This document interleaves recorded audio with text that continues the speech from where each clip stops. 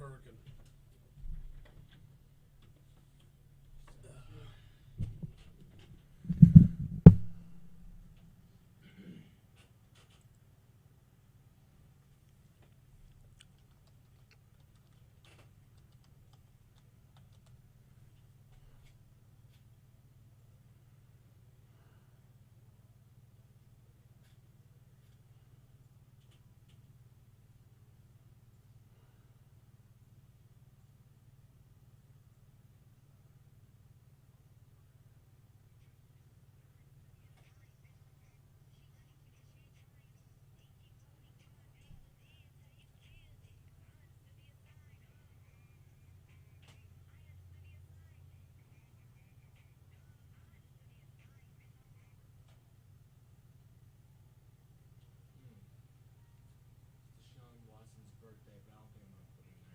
Yeah, put him there. Sure? Mm-hmm.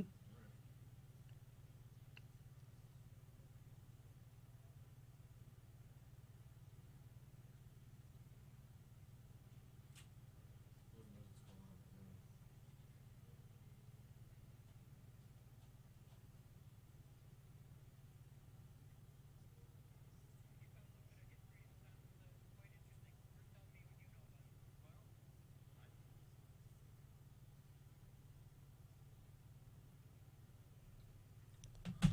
Hey, so it's actually my mom's birthday. She turns 50 today. Yep. Is it cool if I shout her out? Absolutely, it is. I know she'd appreciate it. Yeah. Oh my God, it's Samuel's birthday. Jurassic Park legend.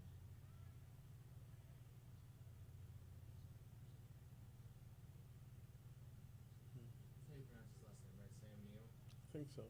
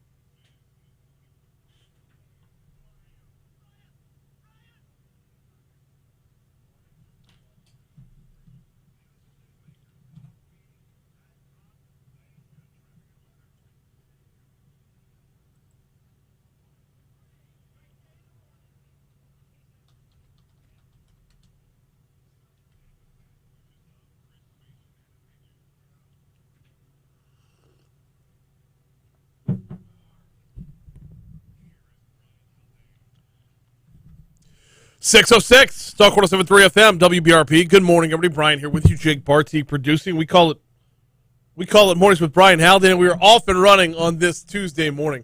I got a busy show for you this morning. Going to be talking a lot about Nicholas, as I believe it's back down to a tropical storm. Yes, Tropical Storm Nicholas. Actually got up to hurricane strength for a quick minute. But Nicholas is just one of the many things on tap for today. We'll be talking COVID restrictions in Tiger Stadium. We'll be talking about the latest economic indicator dashboard from the Baton Rouge Area Chamber. I'm pretty sure Chief Murphy Paul is hopping on board at 7:35. Cannot wait to get an update from him, as August looked way different than the previous months when it came to homicides in Baton Rouge. Also, Nathan Custer from FEMA is going to hop on board in the 8 o'clock hour. This one's going to be an interesting one, as there are a number of folks who are having struggles. Lots of problems getting through to FEMA, getting FEMA to actually listen to them when it comes to their needs. Now, from Nathan's perspective, there's a ton of hoops you got to jump through. I don't just cut checks for cutting checks' sake. But we're going to see if we can't get to the bottom of why folks who lost power can't get money to reimburse them for their generators. Why folks who had downed trees can't get money to be reimbursed for chainsaws and the like. And then Congressman Troy Carter is going to hop on at 8:35 to round out the show this morning. So like I said, very, very busy show. Let's go ahead and get started. Where are we starting? We are starting, I should say, with Tropical Storm Nicholas. Tropical Storm Nicholas did get up to hurricane strength. It did, before making landfall in Texas overnight. The exacts on Nicholas. Give me 1 second here. My computer decided it needed a reboot like 2 seconds before the show started this morning. The exacts on Nicholas from the National Hurricane Center. It is, like we said, currently a tropical storm, though it did get up to hurricane strength for a minute. It's expected to remain a storm today. It should be a depression before entering Louisiana. It crossed the border into Texas overnight. Maximum sustained winds right now are 70 miles an hour, which means there's not a whole lot of discernible difference between a tropical storm at 70 and a hurricane at 75. You're a tropical storm all the way up until 74. So Nicholas will dump a lot of rain on Houston today and then make its way over to Louisiana, where it's expected to rain itself out. Normally you would see, when they've got a map of where a hurricane goes, even after it's done being a storm. Taking Ida, for example. Ida was very slow moving over us.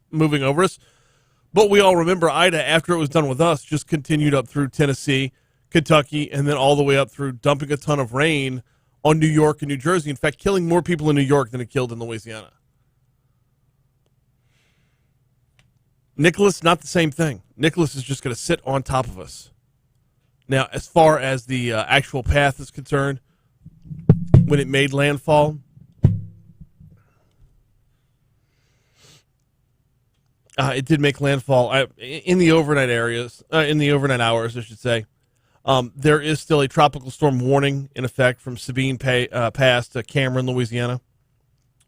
There's going to be a ton of water, and flash floods are a big warning sign right now in Texas, as are the potential for tornadic activity. Right now, Nicholas is moving at 9 miles per hour to the north-northeast. That's supposed to hook and go a little more eastwardly later on. Now, while we're not going to see a ton of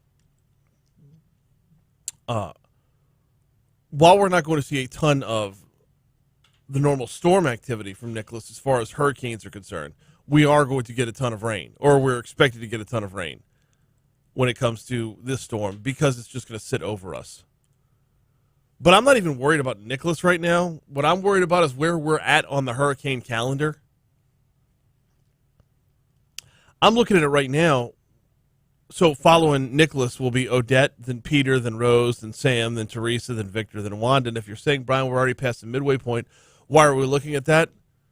2 weeks ago, we got hit by Ida. 2 weeks in a day, we got hit by Hurricane Ida. This is Tropical Storm Nicholas. That means we went Julie and Kate, Larry and Mindy. Like that. There you go, like that. Julie and Kate, Larry and Mindy all flew right through.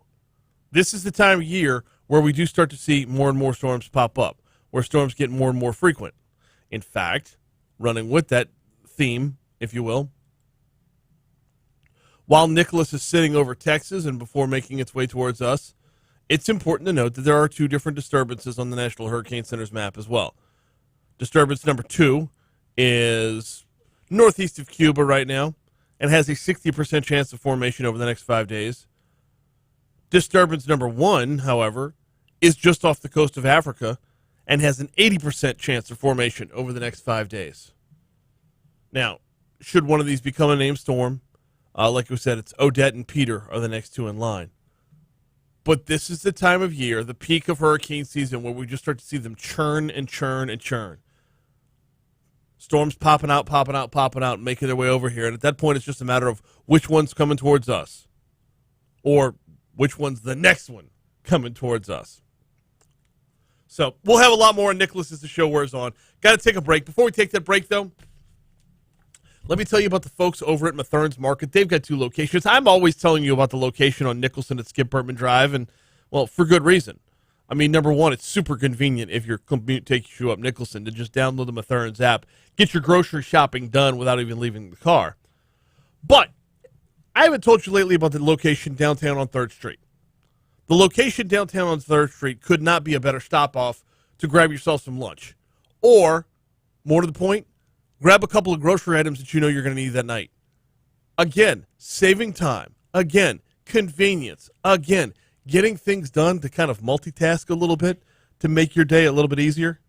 If you work downtown and you're grabbing lunch downtown and you know you've got to grab something before you head back home that night, just go ahead and grab it at Mathern's.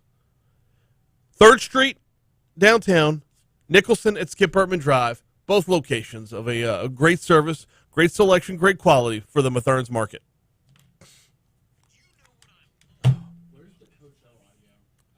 Oh, I'm sorry. Go into Matt Musso's folder. Shit, I meant to tell you that. Oh. Shared audio, Matt Musso, AFR 2021, and break it all the way down to yesterday's date. Yeah. Read off to me what he's got. Offense versus Nice, defense and special teams on CMU offense, CMU defense, Josh Emery Jr. out, status of Goodwin. Okay, I want CMU offense. Emery out.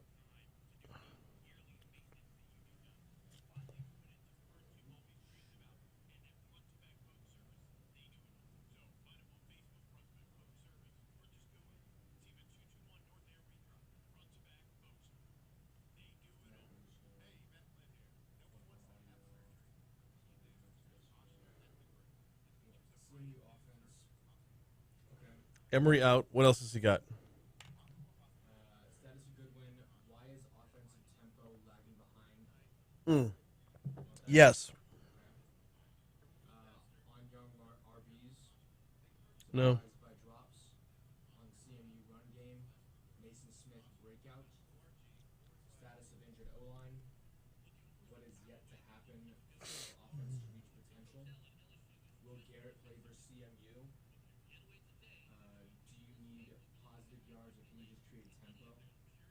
How is communication with compliance and academics? What is Cade York's range? Is team still confident? Wants to minimize check with me. What does he remember about facing Jim McElwain at Florida? How the young O-line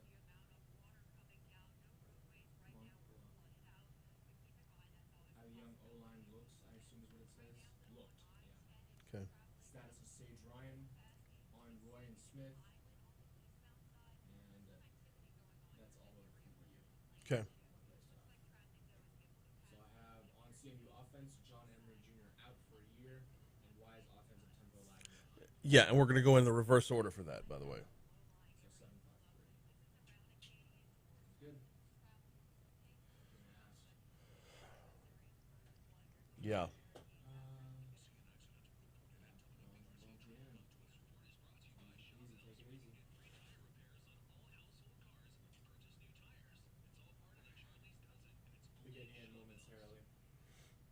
Okay.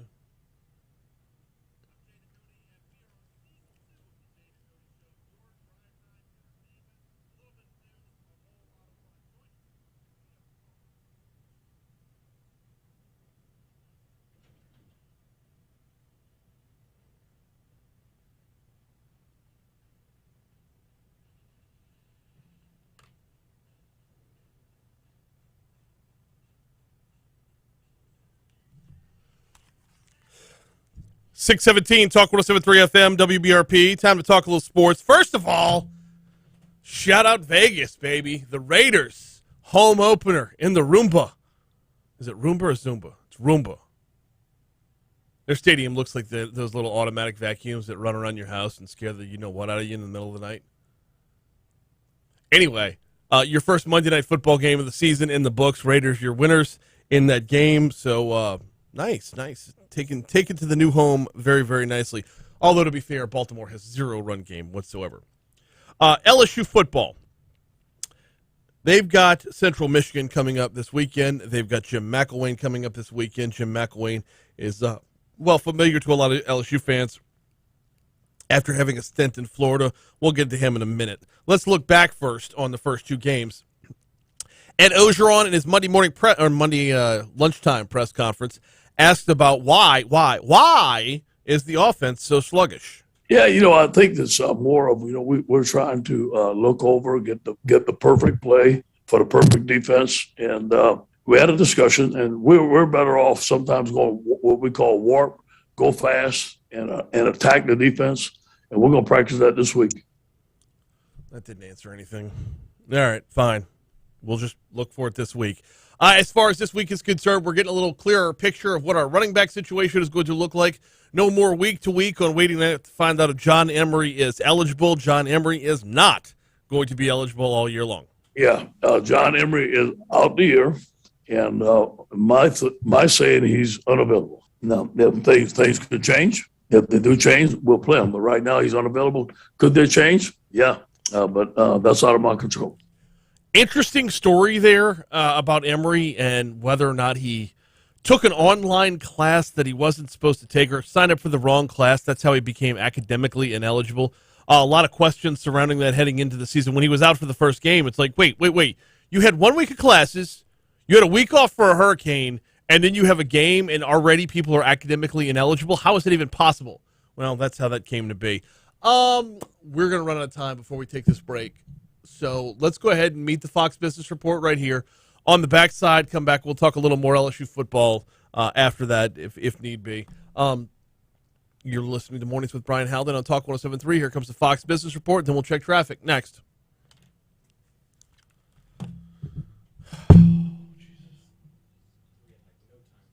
Yeah. I don't know why I included the Monday Night Football thing. That's what ate up that time. Darren Wall looked good, put up a lot of fantasy points for me. You play fantasy football at all? I do. How many leagues are you in? I'm actually only in 2 this year. So we only use 10, 11, and 12, the LRN cuts, if Jacob Hester does not show. Hang on. Yeah, Jacob Hester's not showing.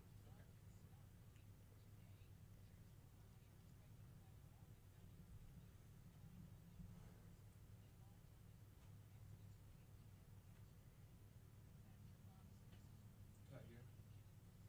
No, they have a spot here. Yeah, Hester's not going to be on. So we'll finish up with that Central Michigan cut, and then we'll do LRN after that.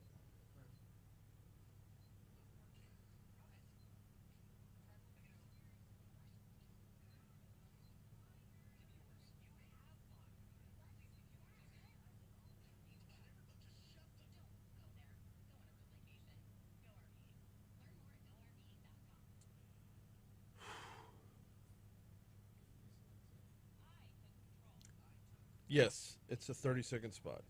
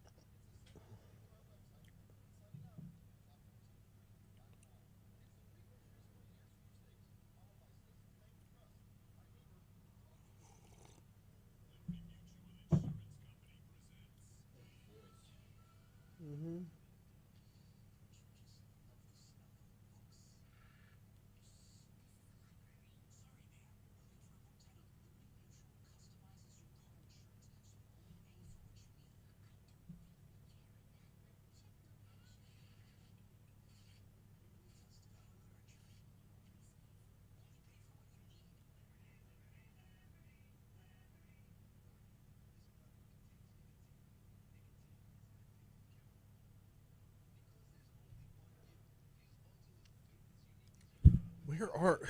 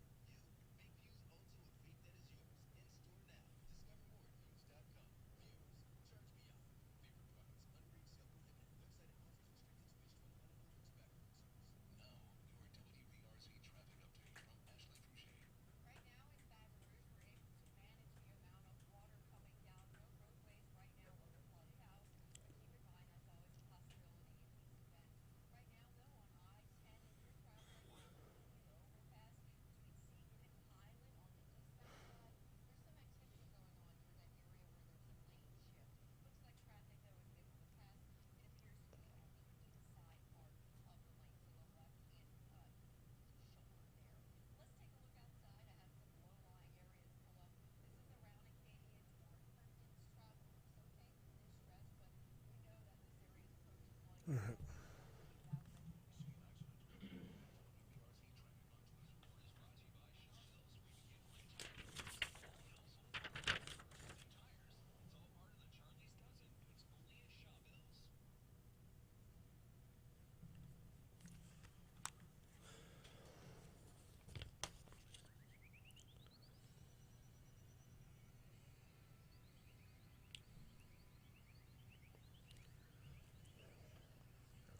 624 Talk 107.3 FM, WBRP, Mornings with Brian Haldane, rolling right along. Got caught a little short there on our sports segment. We were talking about what's next for LSU football. That's the Central Michigan Chippewas. They are coached by Jim McElwain. Ed Ogeron in his Monday morning press conference, or Monday lunchtime press conference, addressed the offense of the Central Michigan Chippewas as well. Spread offense, very well coached football team, a physical football team. 242 yards per game rushing, 34 points a game on offense, a really good offense led by a strong offensive line, really great protections and schemes. Jacob Hester is their quarterback. Lou Nichols is an outstanding running back. Khalil Pimpleton is an outstanding receiver. The 242 yards rushing, if anything, should be encouraging for LSU because they're decent against the run. It's those crossing routes that give LSU trouble. It's the passing game that's been giving LSU trouble. So Central Michigan will be at LSU this weekend. Oh, by the way, Central Michigan so far in the year is 1-1. They lost their first game at Missouri, 24-34, and then they come back and beat Robert Morris, which I thought was a tobacco company. They come back and beat that's Philip Morris. I'm kidding. They beat him 45-0 last week. Now, one thing to note between those two games is they didn't have their coach on the sideline for the first one. Jim McElwain had an appendectomy just before the season started. He did not travel to Missouri. So when you look at that 10-point loss, remember it was a 10-point loss against an SEC team. It was without their head coach. So just worth noting on the back end of that. Kickoff will be 6:30 in Tiger Stadium. We'll talk a little more about Tiger Stadium in our next segment. Right now, though, let's shift the focus over to getting back to Hurricane Ida recovery and where we're at statewide. The Louisiana Department of Revenue taking steps to provide state tax relief following Ida. You're going to have more on this in our news here at the bottom of the hour in just a minute. Kimberly Lewis is the Department of Revenue Secretary. Says the department has been granting automatic filing extensions to both individual and business taxpayers in the 25 parishes that were placed under a disaster declaration by the governor. Those return filing extensions apply to individual income, corporate income, franchise, as well as excise and severance taxes. Going to be interesting to see what happens with Nicholas, as it's going to hit some parishes that weren't part of that original 25. So that 25 could very well sprout into a lot more. The automatic extended due date to file is now September 3rd of 2022. However, Lewis says it's not an extension to pay any taxes due. Lewis, who heads up the Louisiana Department of Revenue, says LDR is granting automatic extensions until January 3rd for the filing of excise, franchise, income, and severance taxes because of Hurricane Ida. In addition, individuals may also be eligible for state sales tax refunds to personal property that was destroyed by a natural disaster. It has to be property that was not covered by insurance, and you can apply for a sales tax refund from the department. Those forms are available on our website. Added to that, the State Department of Revenue is waiving Louisiana's diesel fuel penalty for selling or using tax-exempt dyed diesel fuel. As with a similar step by the IRS, the penalty relief will remain in effect through at least Wednesday. And we are doing some expedited processing for out-of-state fuel transporters that are bringing in fuel to deal with our lack of fuel. Which has been an ongoing discussion here, and, we'll continue, especially as we're only about halfway through with we're just past halfway through with the hurricane season for this year. By the way, that relief will include streamlining the process to obtain a license to import fuel into the state until supplies reach the pre-hurricane levels. Basically, until we get back to where we were before the storm hit. We got our news coming up in just a little bit. After news, we are going to talk about Tiger Stadium over the weekend. Did you go? We talked about it a little bit yesterday. The Advocate has a great write-up on it. What the reality was of enforcement with the COVID-19 restrictions versus what we were expecting ahead of time. Completely different worlds. Completely different worlds, and we'll talk about it next. Before we get you to that, though, well, let's, excuse me.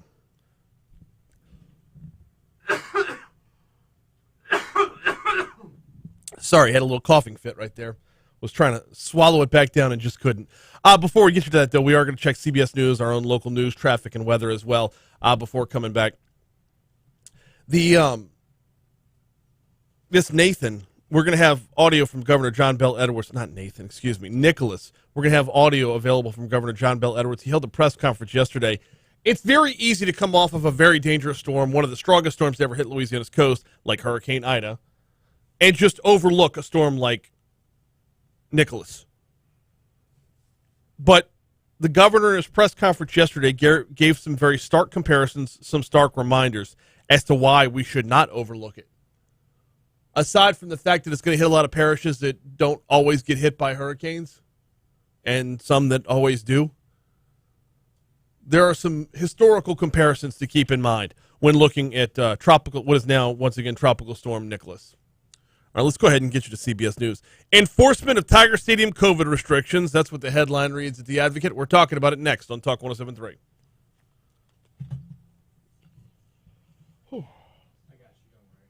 Yeah, thanks. It bubbled up. I was trying to fight it back and could not keep my thought process going. I'm going to have to take some time off at some point. I'm getting worse every day with the tiredness. It's like we just had Labor Day. Were you working often during the hurricane? That probably didn't help. No. Got your schedule all out of sorts.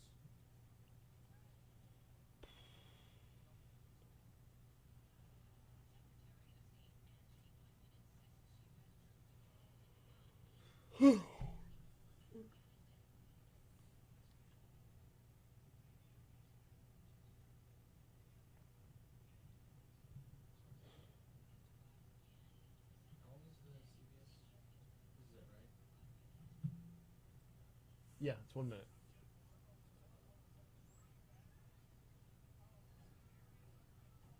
Yo.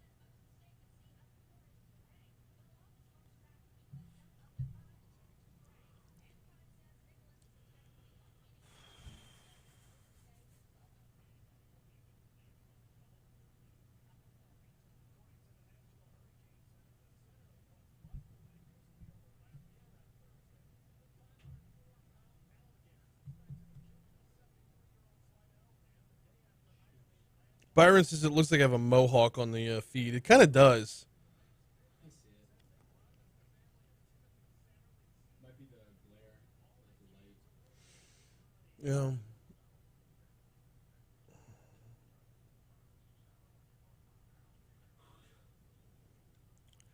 Yeah, I decided to go with a 5 on the top instead of 4 guard. It's a 0 guard on the sides.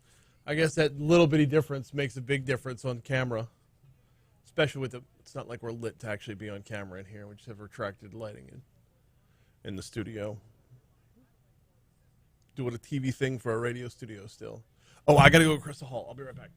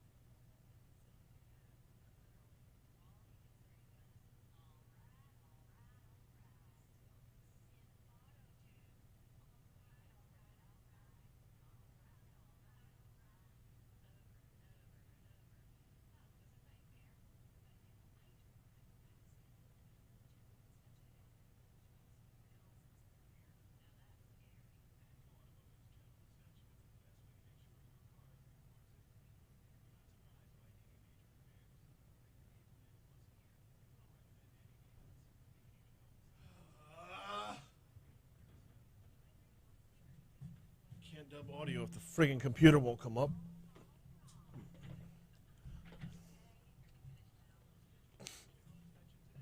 Would have been good for the military high and tight head. Dude, I've had high and tight haircut like basically my whole adult life.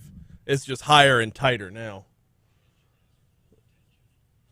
I just hate dealing with it. I'd go full cue ball if I could.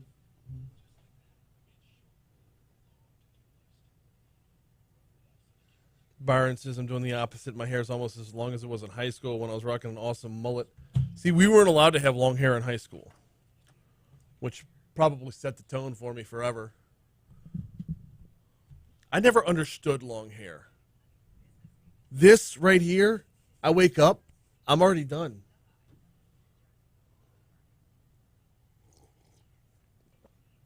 Good for nutrition. You got it.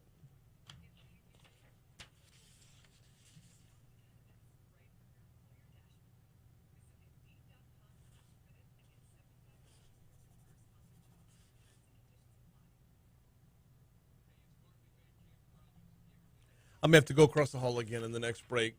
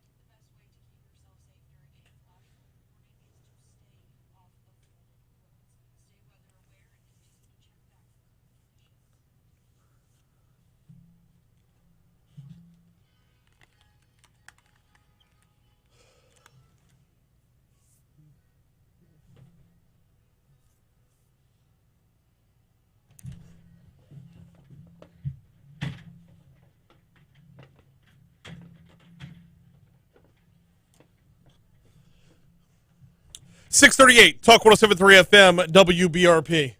Playing a little musical chairs in the studio this morning. It looks like one more arm broke. For those who may not listen every single morning, we have 3 chairs in studio. All of them are missing the left armrest because we've had a number of people who, well, they're office chairs basically, right? You shouldn't be using them as dip bars. You shouldn't be pushing down on the armrests in order to, like, readjust yourself. Just readjust yourself. Well, all 3 are missing the left arm. I guess that's how folks readjust themselves more often, is by pushing down with the left arm. Well, now one's missing both arms, and when I went to move myself over, because I like to sit on an angle to face the camera, I realized there's no arm there. There's no armrest there. What the heck, man? Anyway, so had to play a little musical chairs to get back to where I got my good one armrest. All right. At least they can get that right. Yeah. Get it? Because it's on the right side. Get it right. Did you go to the game last weekend? And if so, were you mad at what happened with the lack of enforcement of the COVID restrictions? LSU has acknowledged they had kinks in the system. The story from Paul Kobler at The Advocate. LSU football's game against McNeese State marked several firsts. The first home game of the season, the first game without crowd size restrictions since the pandemic began, and the first with an athletic department attempt to enforce vaccine or testing requirements for attending fans. Every fan who filed in a Tiger Stadium on Saturday experienced the Tigers cruising to victory. Well, we can live without your editorial on the actual play. But several failed to experience the required, air quote, required screenings at which attendees had to prove they were vaccinated against the coronavirus, had overcome an infection within the previous 3 months before game day, or tested negative within the previous 5 days. Several people reported on social media they were able to enter the stadium without displaying any proof or any of the 3 requirements. Quote, "It was an amazing time, and no one asked for my vaccination status or a negative test result," Emily Hebert wrote on Facebook following the game. The restrictions were put in place as the university attempts to hold games without capacity restrictions as Louisiana battles its 4th and deadliest wave of COVID cases since the beginning of the pandemic. In an attempt to reduce the size of the lines at the gates, the school also allowed fans to show their vaccine cards or test status earlier in the day at any of a dozen locations around campus in exchange for a wristband so ticket takers know who is clear to enter. Now, I saw these folks working all over campus. The ones in the royal blue shirts were walking around handing out wristbands. They ran out of wristbands like 4 or 5 hours before kickoff. But to me, that just tells me they were distributing the wristbands where they needed to be distributed. Or were they? As I'm walking up Skip Burtman Drive from where I parked to go to work on Saturday, I encountered 2 of them. And they were like, "You need a wristband?"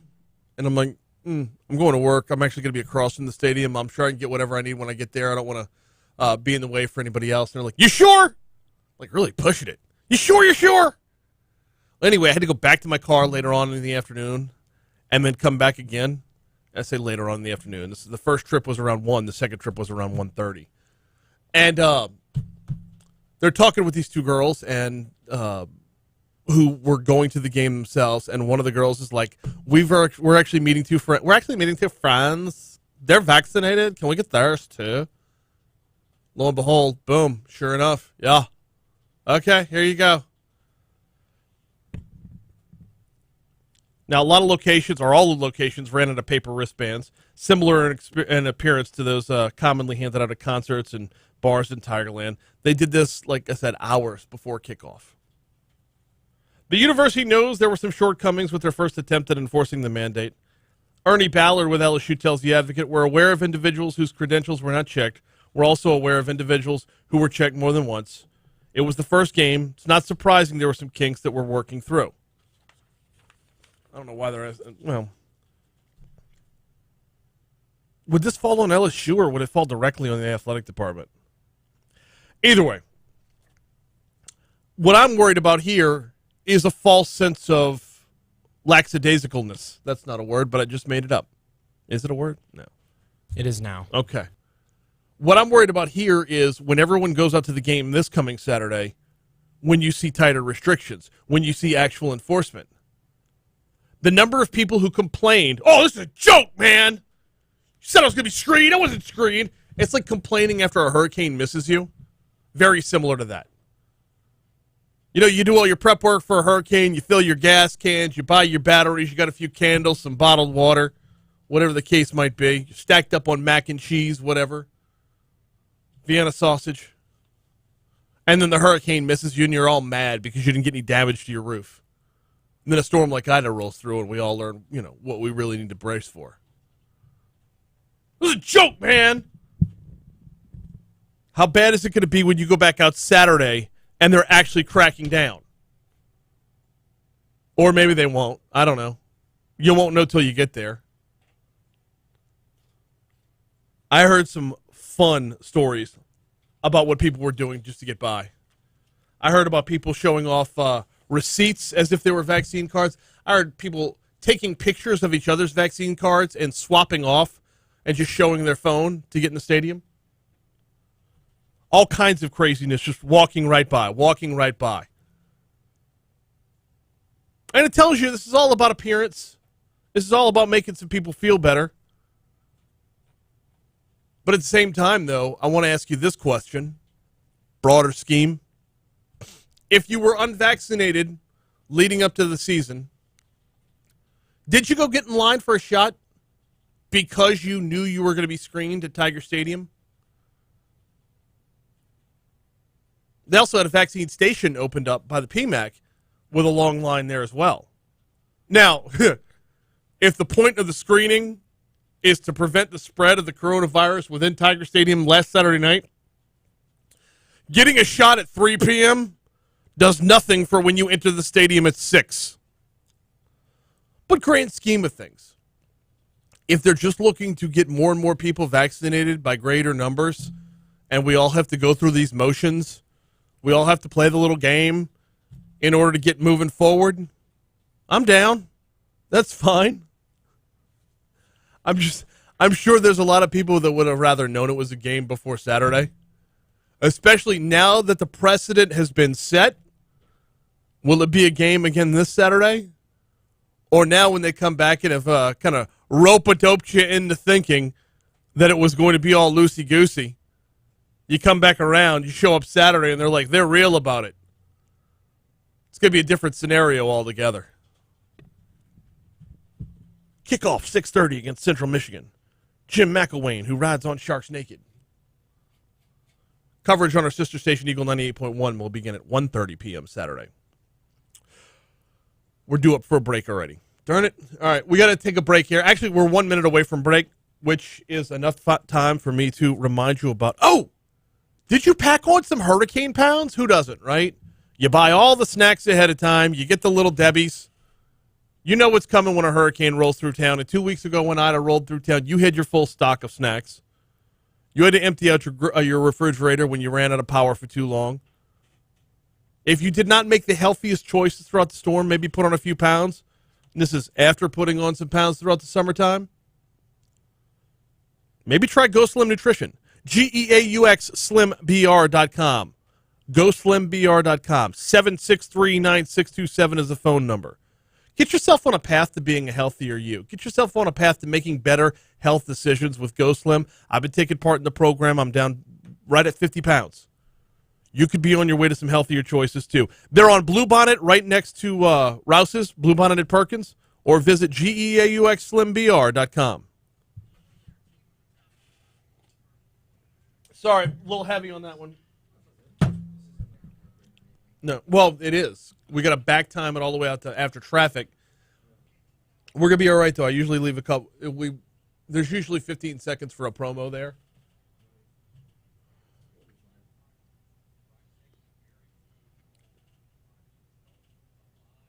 All right, so you want the JBE 1 and 2 cut?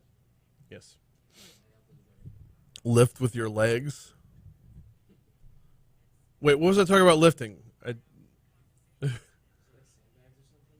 No. Is was it? I don't remember. Damn it. The pre-check guys did it by the book for me. The gate attendants, not so much. Hey, I'm not hating on the pre-check guys giving out free bracelets to, attractive young women. I mean, you got that kind of sway, you're going to use it, right? I mean, I would. You know, yeah, I'm not hating on him. It's a time in every man's life, younger man's life.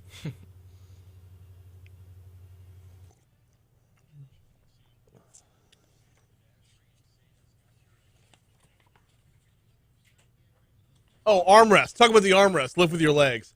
I would, but there's wheels on this thing. Let me run across the hall again. Well, let me wait until we're in. No, I've got it. I got a minute 10.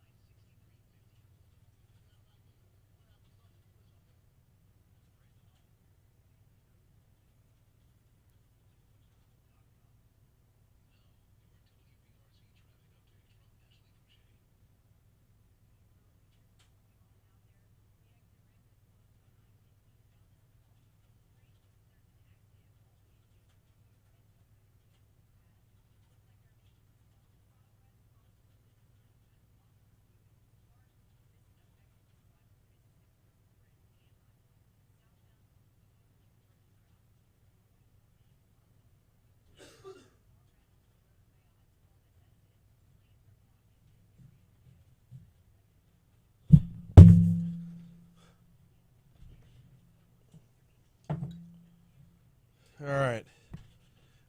Spilled my curfew.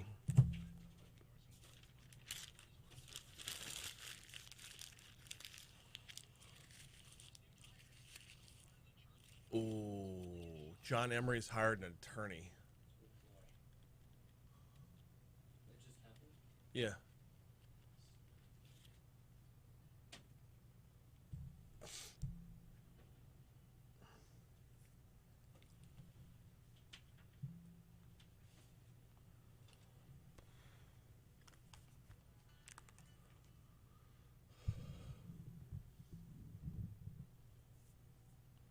No, your money now. Your money now.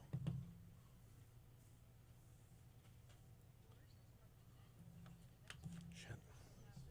That's all right. Yeah, I looked up at the clock and I'm like, why are we not in that?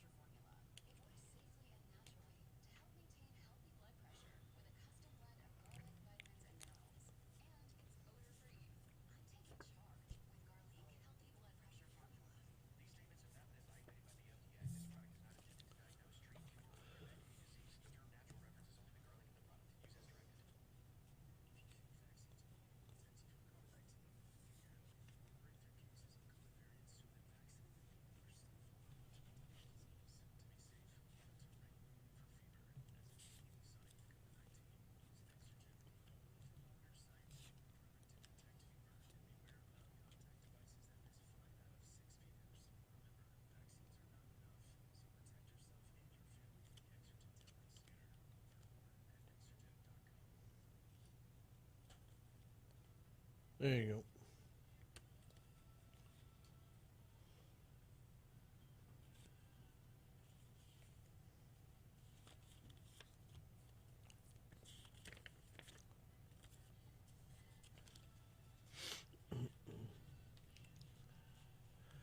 .652 Talk 107.3 FM WBRP. Mornings with Brian Haldane rolling right along. We're going to get caught up with the CBS World News Roundup in about 7.5 minutes. I do want to take some time to talk about the storm that's rolling through. Nicholas was a hurricane for about a minute. It made landfall as a hurricane, actually. Back down to tropical storm status. Tropical Storm Nicholas is actually expected to be a tropical depression by the time it makes its way into Louisiana, but it's looking like it's going to be a rain event, a pretty serious rain event here in Louisiana. Now, coming on the heels of Hurricane Ida, everybody was on high alert for some time because of Ida, and deservedly so. When a hurricane rolls through and rips off roofs, causes damage, a little bit of flooding as well, although not as much flooding from Ida as we would have thought. Massive power outages, down power lines, and the like. When you're on high alert for something like that, it's hard to remain on high alert for the next storm because it's not showing that same sexy 150-plus mile-an-hour wind status. It was barely a hurricane and is now a tropical storm, will be a tropical storm over Houston before making its way into Louisiana.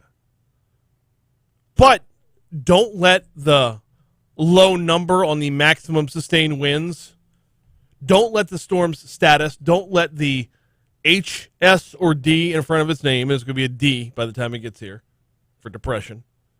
Don't let the storm status lull you into a false sense of security. Governor John Bel Edwards, speaking with the media yesterday in preparation for Nicholas, talked about exactly that. Now, to be clear, while the governor was talking, he did mention it as a tropical storm. It did get up to hurricane status and back down to tropical storm. But here's the governor saying, don't get lulled into a false sense of security here. And one of the things we have to guard against is dismissing the threat of this storm because it is not projected currently to reach hurricane strength before it makes landfall. A few things about this storm I want everyone to realize. As of right now, with this projected path, the right side, or typically the side where most of the rain falls, will be in Louisiana. Secondly, Hurricane Ida, long after it ceased being a hurricane, caused devastating flash flooding because of rainfall throughout New Jersey, Delaware, and New York. Now, the governor doesn't have to do a whole lot to remind us of why it doesn't have to be a named storm in order to do damage here. In fact, I think it's all kind of fresh in all of our minds what happened 5 years ago. He talked about that as well. And I would only have to point back to 2016 here, and really May of this year as well, when we had unnamed storms that actually caused significant property damage and the need for some sheltering because of rain and flash flooding. And we certainly know from 2016 you don't have to even have a named storm in order to have very significant flooding. So because of the high amounts of rainfall, the threat of flash flooding, coupled with the fact that southwest Louisiana and southeast Louisiana are still recovering from multiple storms, I felt like the declaration of emergency was a prudent thing to do. So what are we looking at, actually, when it comes to tropical storm Nicholas? Well, the forecast runs as follows: 100% chance of rain today, 80% chance of rain tomorrow and Thursday and Friday for that matter. And it's just going to stick around through at least Thursday, possibly into Friday. If you're concerned about the amount of rain, it's going to depend on how many bands actually come through. I don't know that there's a way to accurately predict what we're going to get from this storm. Depending on what weather app you look at, it could be anywhere from 4 to 5 inches up to 8 to 10. And bear in mind, that's over the course of 4 days. Now, nonetheless, the governor yesterday requested a pre-landfall federal declaration of emergency in a letter to President Joseph Biden in advance of Tropical Storm Nicholas, which is forecast to bring heavy rainfall and potential damaging flash flooding to Louisiana this week. Sunday, the governor declared a state of emergency for Nicholas, allowing the state to begin its preparations and to assist local governments as they respond. A pre-landfall federal disaster declaration would allow Louisiana to mobilize federal resources the state already has in place, as well as to request additional resources if needed, which you would think a lot of those additional resources are already here helping out because of Ida. Now, let's not forget, southwest Louisiana, which is where this storm is going to hit before it gets to us, is still recovering from Laura, as we're recovering from Ida. Many homes and businesses still damaged from these events. Heavy rainfall could complicate current storm recovery. At some point, you're going to have to ask, can we just get a blanket hurricane season declaration? Like on June 1, can the governor just say the next 6 months, June, July, August, September, October, November. Yeah, the next 6 months, we're just under a constant rolling state of emergency. He filed one 2 weeks ago, and he's got to go back and do it again for this storm. Every storm.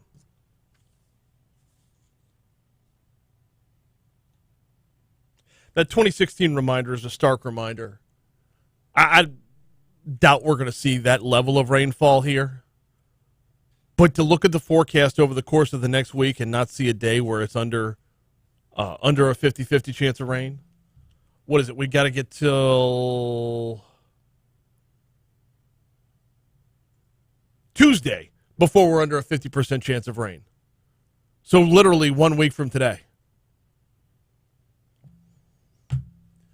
We got CBS World News Roundup coming your way in just a little bit. In our next hour, we'll have top stories and trending. We'll have the outside in. We do those every day in the 7 o'clock hour. But we'll also have Andrew Fitzgerald from the Baton Rouge Area Chamber hopping on board to talk about the latest economic indicator dashboard. Something the Chamber's been doing since the beginning of the pandemic. It's been a vital, vital resource. But let's add Hurricane Ida to the mix. What kind of toll did the storm take on Baton Rouge, or the 9-parish region that the Baton Rouge Area Chamber serves? Andrew Fitzgerald joins us next hour. I believe we're also speaking with Baton Rouge Police Chief Murphy Paul next hour as well. Right now, though, we got to get you caught up on the entire world. The CBS World News Roundup coming your way. They'll have the latest on the latest headlines from around the country and around the world right here on Talk 107.3.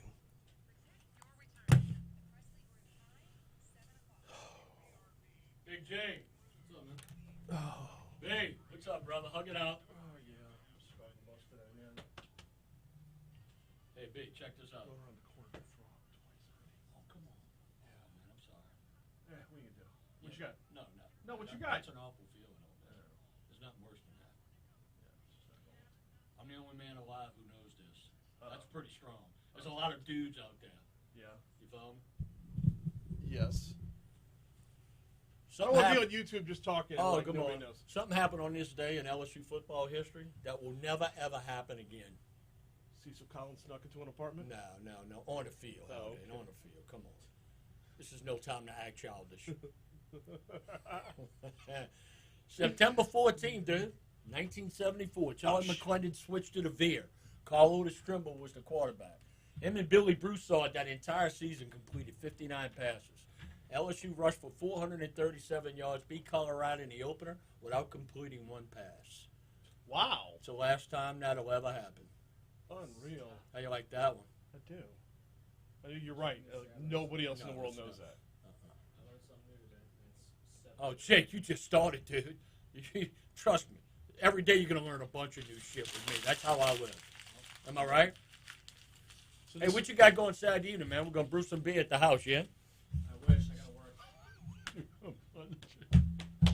Always gonna get me in trouble, man. I'm not getting you in trouble. Yeah, I did it. No. I did it. No. That's just how it happens. Yep. I got whiskey and wine anyways. Oh, okay. Moscona's thing. The YouTube show. What happened to Rohan? Wasn't he supposed to be? What happened with that? I heard Moscone promote it.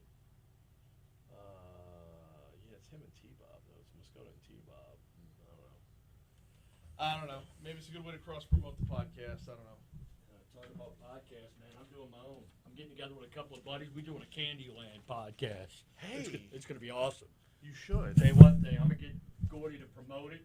It's going to be huge, man. Me and my buddies, we're going to get together, drink apple cider in our pajamas, and play Candyland. We're going to podcast that shit. What do you think, Jake? I'd watch. Damn right you will.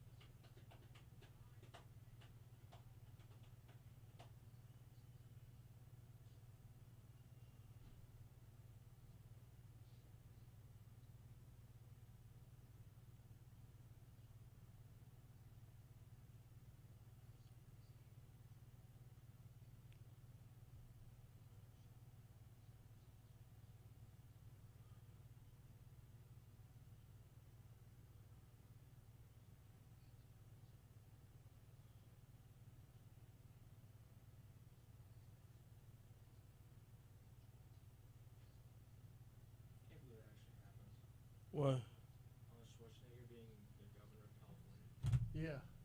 Hey, give me one more minute. Just so traffic and weather.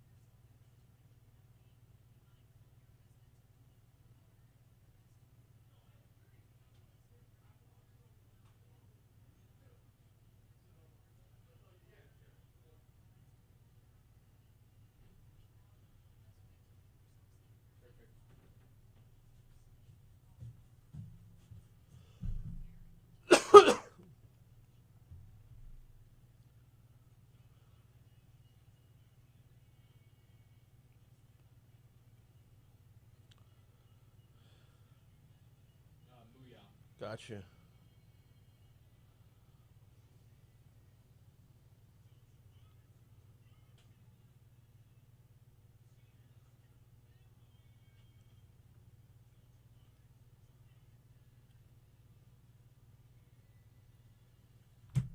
.706 Talk 107.3 FM WBRP. Hour 2 of Mornings with Brian Haldane coming your way right now. Brian here with you, Jake producing. We've got a busy hour. We've got Andrew Fitzgerald from the Baton Rouge Area Chamber, and we've got Baton Rouge Police Chief Murphy Paul. A couple things I want to talk with Chief Paul about.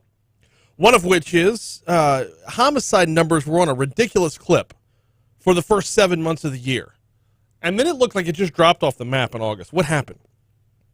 Was something done differently? Did everybody just get tired of killing each other? What happened in August? I also want to talk a little bit about the storm.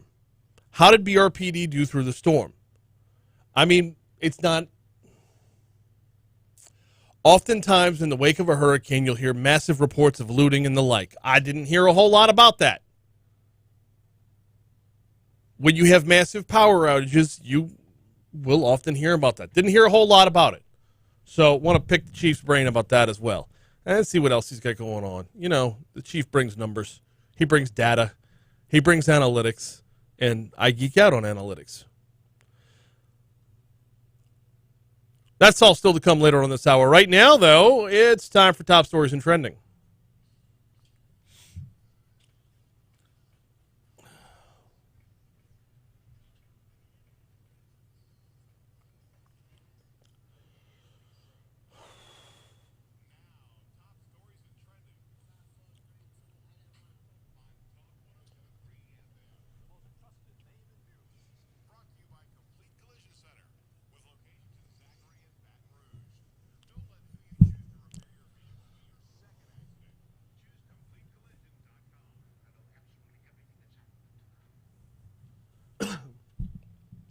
Governor John Bel Edwards requested a federal declaration of emergency from President Joe Biden on Monday ahead of Tropical Storm Nicholas. Edwards officially made the request Monday ahead of the storm's potential impact in Louisiana. The tropical storm didn't make landfall in Louisiana, made landfall in Texas, but It'll hang a right and cross over us and slow down a whole lot, bringing the heavy rain to the area. The request comes a day after the governor declared a state of emergency, which will allow resources to be allocated to storm response efforts. A new executive director has been selected for the Baton Rouge North Economic Development District. According to a Monday announcement from the organization, the agency's new leader is April Hawthorne, a realtor with Keller Williams, Red Stick Partners, and former legislative assistant to the current mayor. In her new role, Hawthorne is expected to lead the group in forging a path towards increased economic growth in North Baton Rouge. Board chairman Dr. James Gilmore Jr. said of the selection, quote, after a thorough and deliberate selection process, the board of directors is delighted that April will lead NBR-EDD. She demonstrated a passion for North Baton Rouge and the ability to build positive business relationships in the community. The state confirmed 3 more storm-related deaths Monday. 2 of them were tied to outages in the East Baton Rouge Parish area. Louisiana confirmed those deaths to Hurricane Ida on Monday. The Department of Health confirmed all 3 deaths were related to excessive heat during extended power outages. 2 victims in East Baton Rouge were a 69-year-old man and an 85-year-old woman. The 69-year-old man has been identified as M.L. McQuieter. Officials with the East Baton Rouge Coroner's Office said he died September 6th of multi-organ failure secondary to hyperthermia. His death was ruled accidental. Officials were not able to identify the 85-year-old woman as of Monday afternoon. Relatives have to be identified first. The 3rd victim was identified as a 70-year-old man in Tangipahoa Parish. So far, the state has reported 29 deaths related to the storm. Kevin Falk's daughter passed away. This was, I'm sorry, I'm getting back to the story here.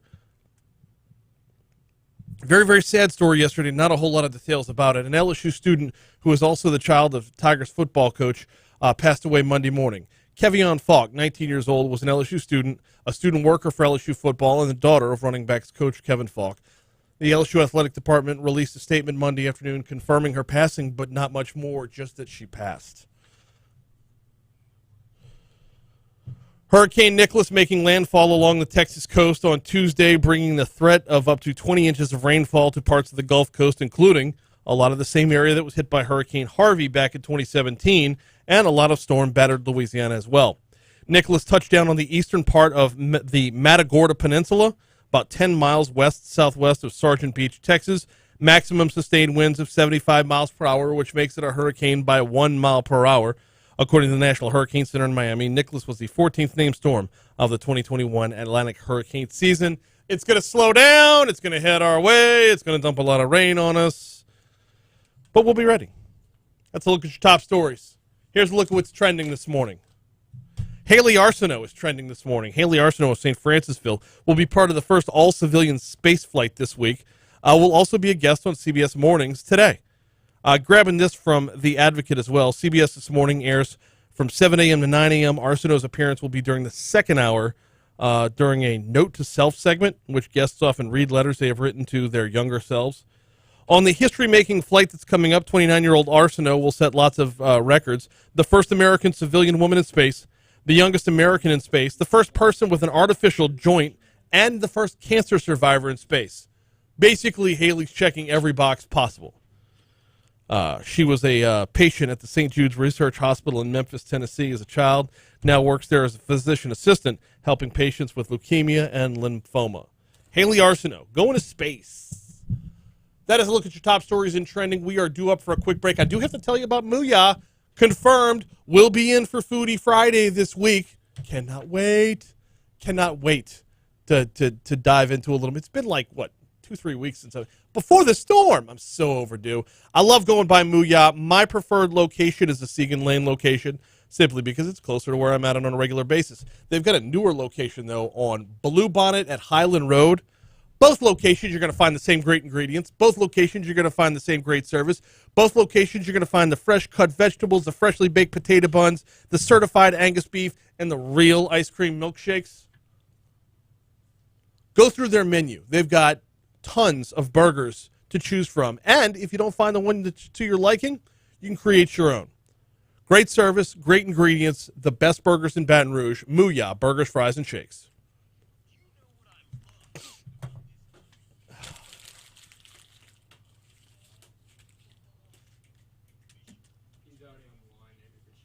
Cool.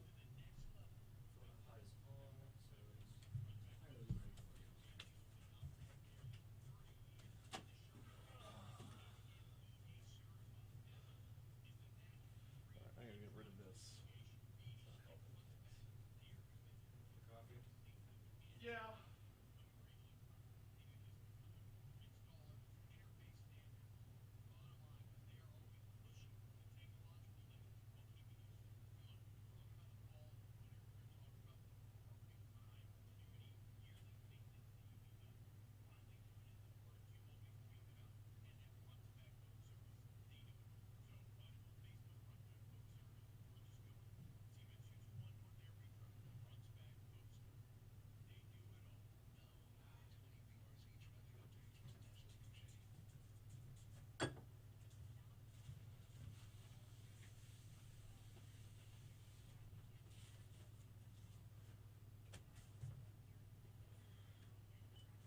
Oh, Nars. My pint glass is gone.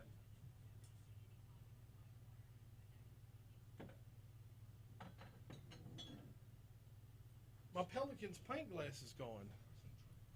That was a Christmas gift for my daughter.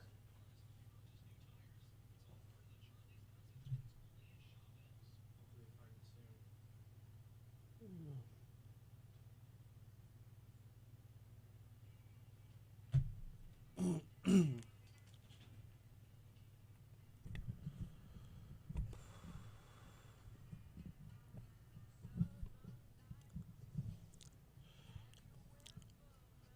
7:15, Talk 107.3 FM, WBRP, Mornings with Brian Haldane, rolling right along. Every Tuesday we check in with the folks at the Baton Rouge Area Chamber. That is no different today. Today we check in with Andrew Fitzgerald. He's a Senior Vice President of Business Intelligence and joins us regularly for this segment. Andrew, welcome back. How are you, man? Doing great. How about yourself? Doing all right. We got a lot of ground to cover with your economic indicator dashboard for the Capital Region. This is something y'all have been putting out since basically the beginning of the pandemic, and it's kind of evolved over time to be a vital resource not just for COVID-related stuff, but just for the business of the Capital Region in general. Yeah, I mean, we want to be able to capture not just what we're seeing in our economy and our recovery from COVID, but also when natural disasters happen. We want to make sure that we capture any sort of impact that's going to have as well. So what's the latest economic indicator dashboard telling us? Well, we'll say, since we're on the topic of natural disasters, that Yes. we were not hit quite as hard as other parts of the state when you look at especially Baton Rouge Parish. Mm-hmm. To our east, folks in Ascension, Livingston, and St. Helena dealt for about a full week, if not longer, with the lack of power. About half those parishes were without power through almost the middle to end of last week. But things are starting to normalize here, unlike some other places that were hit harder. Okay, so yes, the lack of power was a big player in getting people back up and running, but so was the lack of fuel. How did that play into it? Yeah, just when things like this happen, COVID has stretched our supply chain really thin just generally, and it was stretched even further here when people were without power, when there were just when trucks were unable to get to certain parts of the state. So it was another thing that just kind of exacerbated some tension that was already there because of the pandemic. Where are we at now with the fuel problem? Are we we're basically out of it at this point. I mean, Yeah. I'm not seeing lines at gas stations anymore. I'm guessing the next indicator dashboard, the next dashboard will be able to tell us exactly how big of a toll it took when it came to actual sales? Yeah, I think that's what we're going to see next month. We're going to be able to see consumer spending. Did it go up or down? Because there's a pop right before a storm as people go to load up on supplies. So consumer spending might actually be up. Hotel occupancy is something else that's going to be up because we have so many evacuees from other parts of the state, as well as all the workers helping get power back on. So I think we'll see hotel occupancy through the end of September being near 100% for here. But obviously some other things like employment might be down too, just because who knows how many businesses had to close at least temporarily because of the storm. Yeah, no, absolutely. A lot of them did, actually. And this kind of plays together that there's ebbs and flows that go along with this. There's things balance out because, yeah, you'll see a surge right before a storm as people load up and then nothing afterwards because they can't get out for a little while. Right. Stick with that hotel number for those hotel numbers for just a little bit. Where we're at right now with Hurricane Ida, are we still seeing things in the capital region, or has it moved a little bit further southeast? Moving a little bit southeast. The big effect we're seeing in the capital region is just increased number of people, folks maybe from Laplace or North Shore areas that were hit harder, whose homes don't have power yet or are still damaged. You know, we were at 81% occupancy as of last week for our hotels. And the only reason it wasn't 100% is hotels are letting some of their staff stay in those rooms. Their technical account is filled. So the big impact we see here are the displaced individuals, as was the case in Katrina. Andrew Fitzgerald with the Baton Rouge Area Chamber is our guest. He's a Senior Vice President of Business Intelligence for BRAC. Is there a way to broaden this out to talk beyond Hurricane Ida within the latest dashboard, or is it so hyper-focused on that there's no way to extrapolate the rest of what's going on in Baton Rouge? No, I think that it's really important to also look at the jobs and unemployment situation leading up to the storm. And like I said, it might be a temporary blip, but we're seeing the lowest weekly unemployment claims since mid-March 2020. So it's really important to realize that the steps that we've taken to ensure people get back to work successfully, they've really started to work.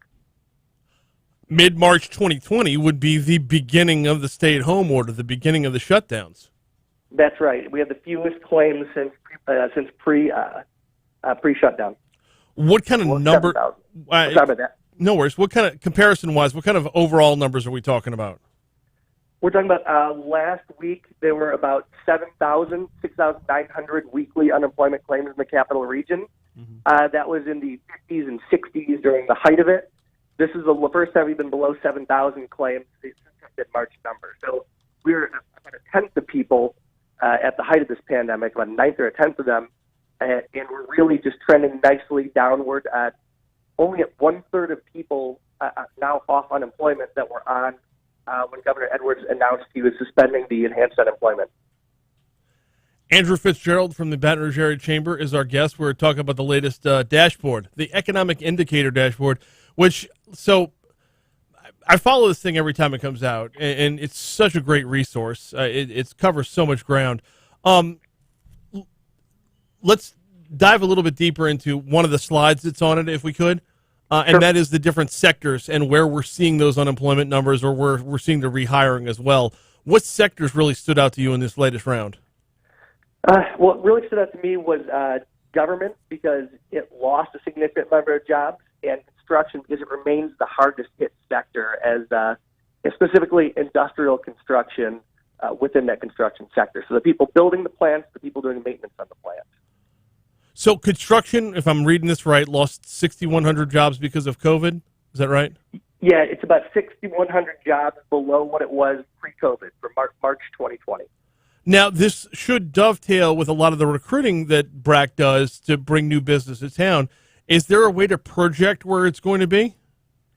Yeah, we really believe it's going to return to normalcy sooner than later. It's just a question of, there were so many projects in the pipeline before COVID. Yeah. Obviously, with not only the lockdown, but the economic uncertainty created by the pandemic, companies said, well, we're going to hit pause these giant billion-dollar expansions. Well, now they're going back and saying we're ready to do them. We're waiting for them to start. So there's going to be a lot of pent-up demand for construction labor coming down the pipeline. Just kind of a waiting game at this point. Now, the pandemic didn't just push things back from a revenue standpoint. It also pushed things back from a supply side standpoint and a staffing standpoint. Can we look at where that's headed to? Yeah, I think the nice thing is we do still have, 7,000 people per week on unemployment that are looking to find work. But really what we're learning is kind of about which industries and jobs are resilient and which aren't. Because we have a lot of employees, but do they necessarily match up with the jobs that are going to be out there? Right.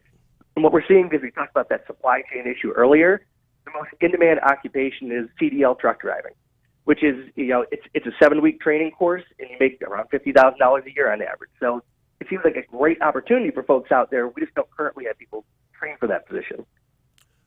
That's crazy.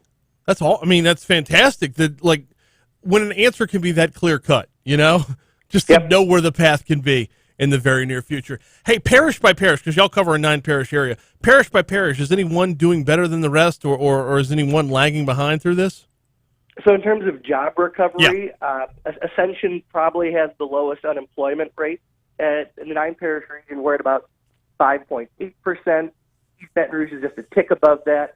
And then Ascension is probably the lowest. Ascension and West Feliciana. Ascension and West Feliciana the lowest. Hey, who's looking on? I don't want to say the worst, but who is having the biggest St. Helena's struggle? having the toughest time. St. Helena's had the toughest time in East Feliciana. They were both. They typically have higher unemployment than the other parishes, but just they haven't quite got the same level of recovery as the rest of the region. That's interesting because numbers-wise, I guess population-wise would be why the numbers don't really stick out when you have them on the dashboard. Let's move from unemployment because that's just one thing that y'all cover. You've also taken a very close look at vaccines. How are we doing? So we're doing better than we were before. We're doing one of the better areas in the state. Nationally, not doing quite as well. So East Baton Rouge Parish, which has about a little bit over half the population of the region, got above 50% at the end of last month, which was a good accomplishment. That's not even counting all adults. That's all residents overall. And you can see there's a little bit of a lag between vaccines initiated, that's almost 52%, and vaccines finished, that's about 48%. Mm-hmm. So, it's going to get even higher. We're seeing people, after the last wave of Delta and with the storm, we saw a little uptick in vaccination rates. So that's definitely a positive last month. Yeah, and there's always going to be a lag just because you have to wait a couple weeks. If they Right. could let you take your second shot sooner, that lag would drop to be sure. What I am going to be curious about, and this is something you can't know right now, is will the vaccines take a hit because of the storm? Like, was anything lost with all the power outages? Yeah, I think that the uptick that you saw beforehand, it's just like the spending, like we mentioned, where you're going to see an uptick in it, and then the storm is going to wipe everything out for a little bit. So we saw uptick in vaccines, just like we saw an uptick in spending. And then after the storms, it'll be a few day lag before we get things back up and running again. You brought up spending. Let's stick with that because that's actually the next slide in the dashboard. Let's stick with the consumer spending. Where we're at right now, about midway through September.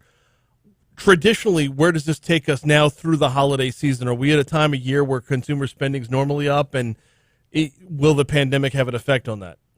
Yeah, I think early fall you see a lot of back-to-school spending throughout August and September, as whether it's kids going to college, whether it's getting school supplies for elementary and middle school and high school kids.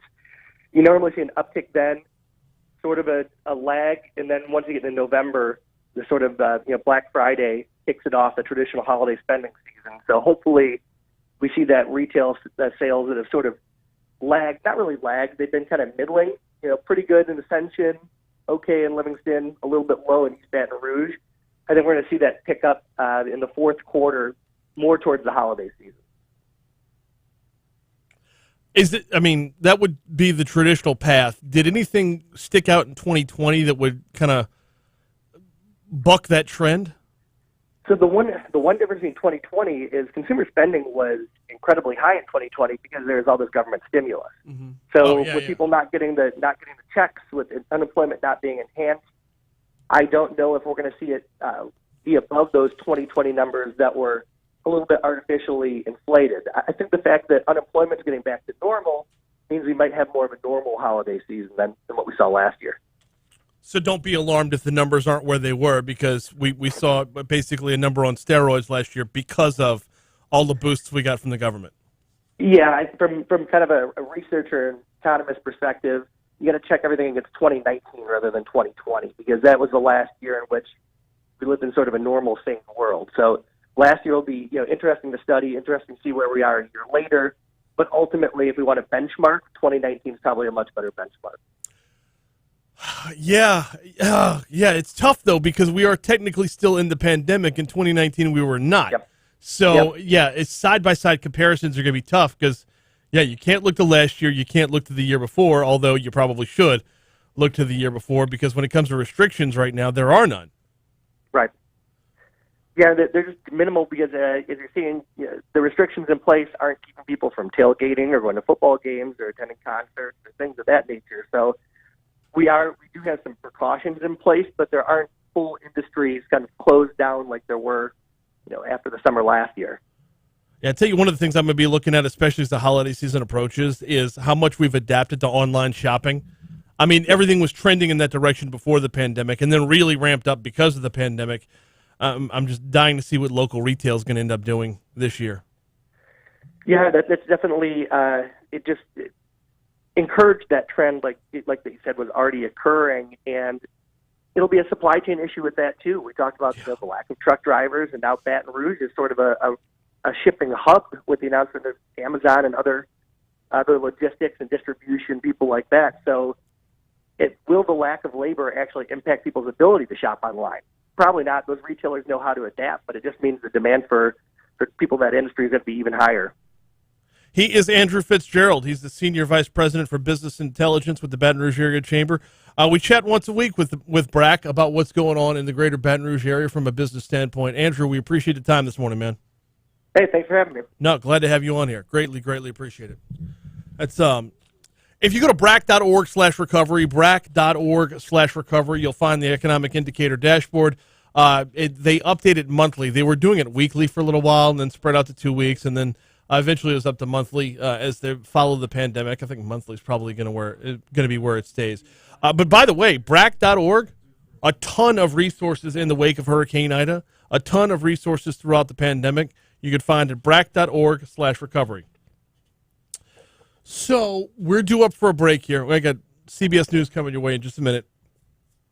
After CBS News, we'll check our local news. We will have the latest on what is now Tropical Storm Nicholas. We'll check our traffic. We'll check our weather. When we come back after the news, though, Baton Rouge Police Chief Murphy Paul is going to hop on the hotline. Want to talk about homicide rate in Baton Rouge. It was at a ridiculous clip for the first 7 months of the year, and then looks like things tapered off in August a good bit. Still not where anybody wants it to be, but nonetheless, it does look a lot better than it did a month ago. Also, want to talk about what BRPD was up to during the storm. I didn't hear a whole lot of reports of looting. I didn't hear with all the power outages and the storm rolling through. How did we do? Can Chief give us a report card on that? That's coming up next. Right now, though, let's get you caught up on the national headlines with CBS News on Talk 107.3 FM, the new flavor of talk.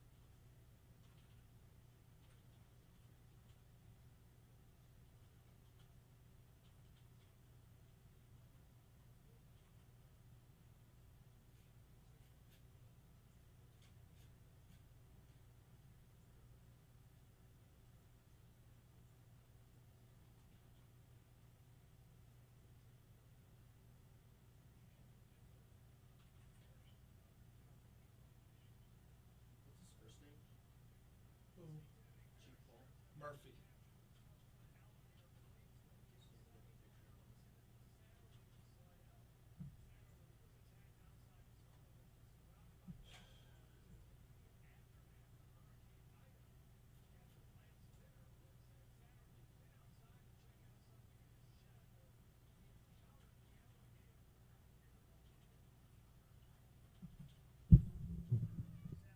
They caught an alligator that had human remains in it. The captain with the St. Tammany Parish Sheriff's Office says, "We think this is the right alligator." Sweet Jesus, I hope so. I, If you're confused, then we have a lot of alligator owners right. in swamp runs here.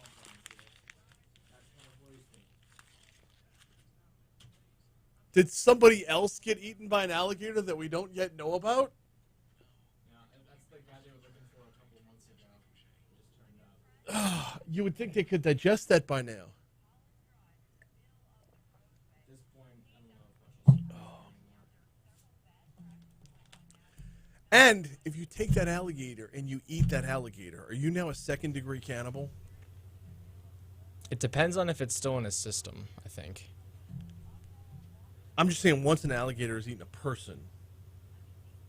Well, you're doing society a favor for sure, but I don't know. If Favor, it's- schmaver, you're eating people. I mean, if you're partaking in an alligator that only recently devoured a human being, then can't really say I support that, or I would do that myself. It's kind of disgusting.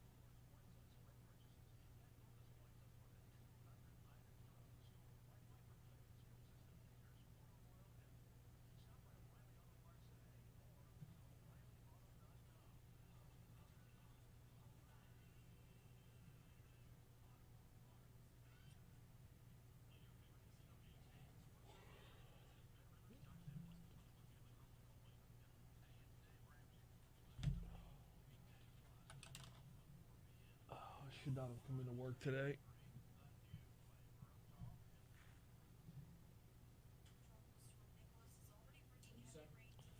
I should not have come into work today. I'm not feeling good at all.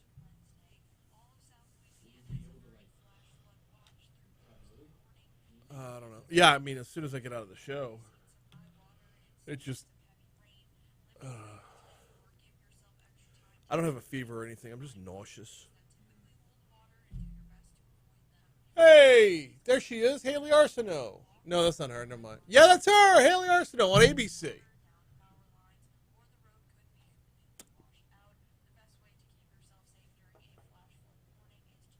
Mm.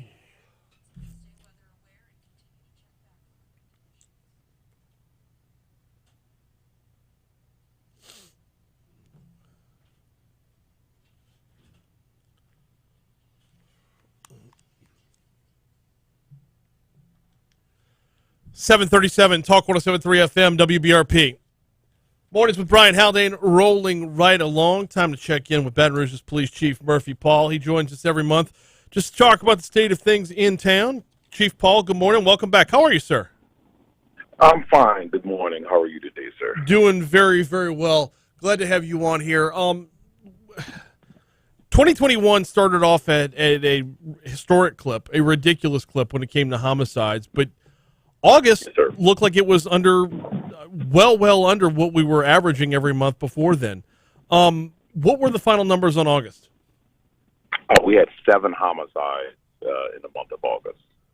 And as far as overall numbers are concerned, is that, I mean, that was way down from what we were seeing, but as far as what normal numbers would be, I hate to say normal numbers when you talk homicide, but you know what I'm saying. It's, Yes, sir. Well, when you look at the month of August, that was, believe it or not, the lowest number in over 14 months that we saw. Right now, for the month of September, we've had 3 homicides for this month. mm-hmm.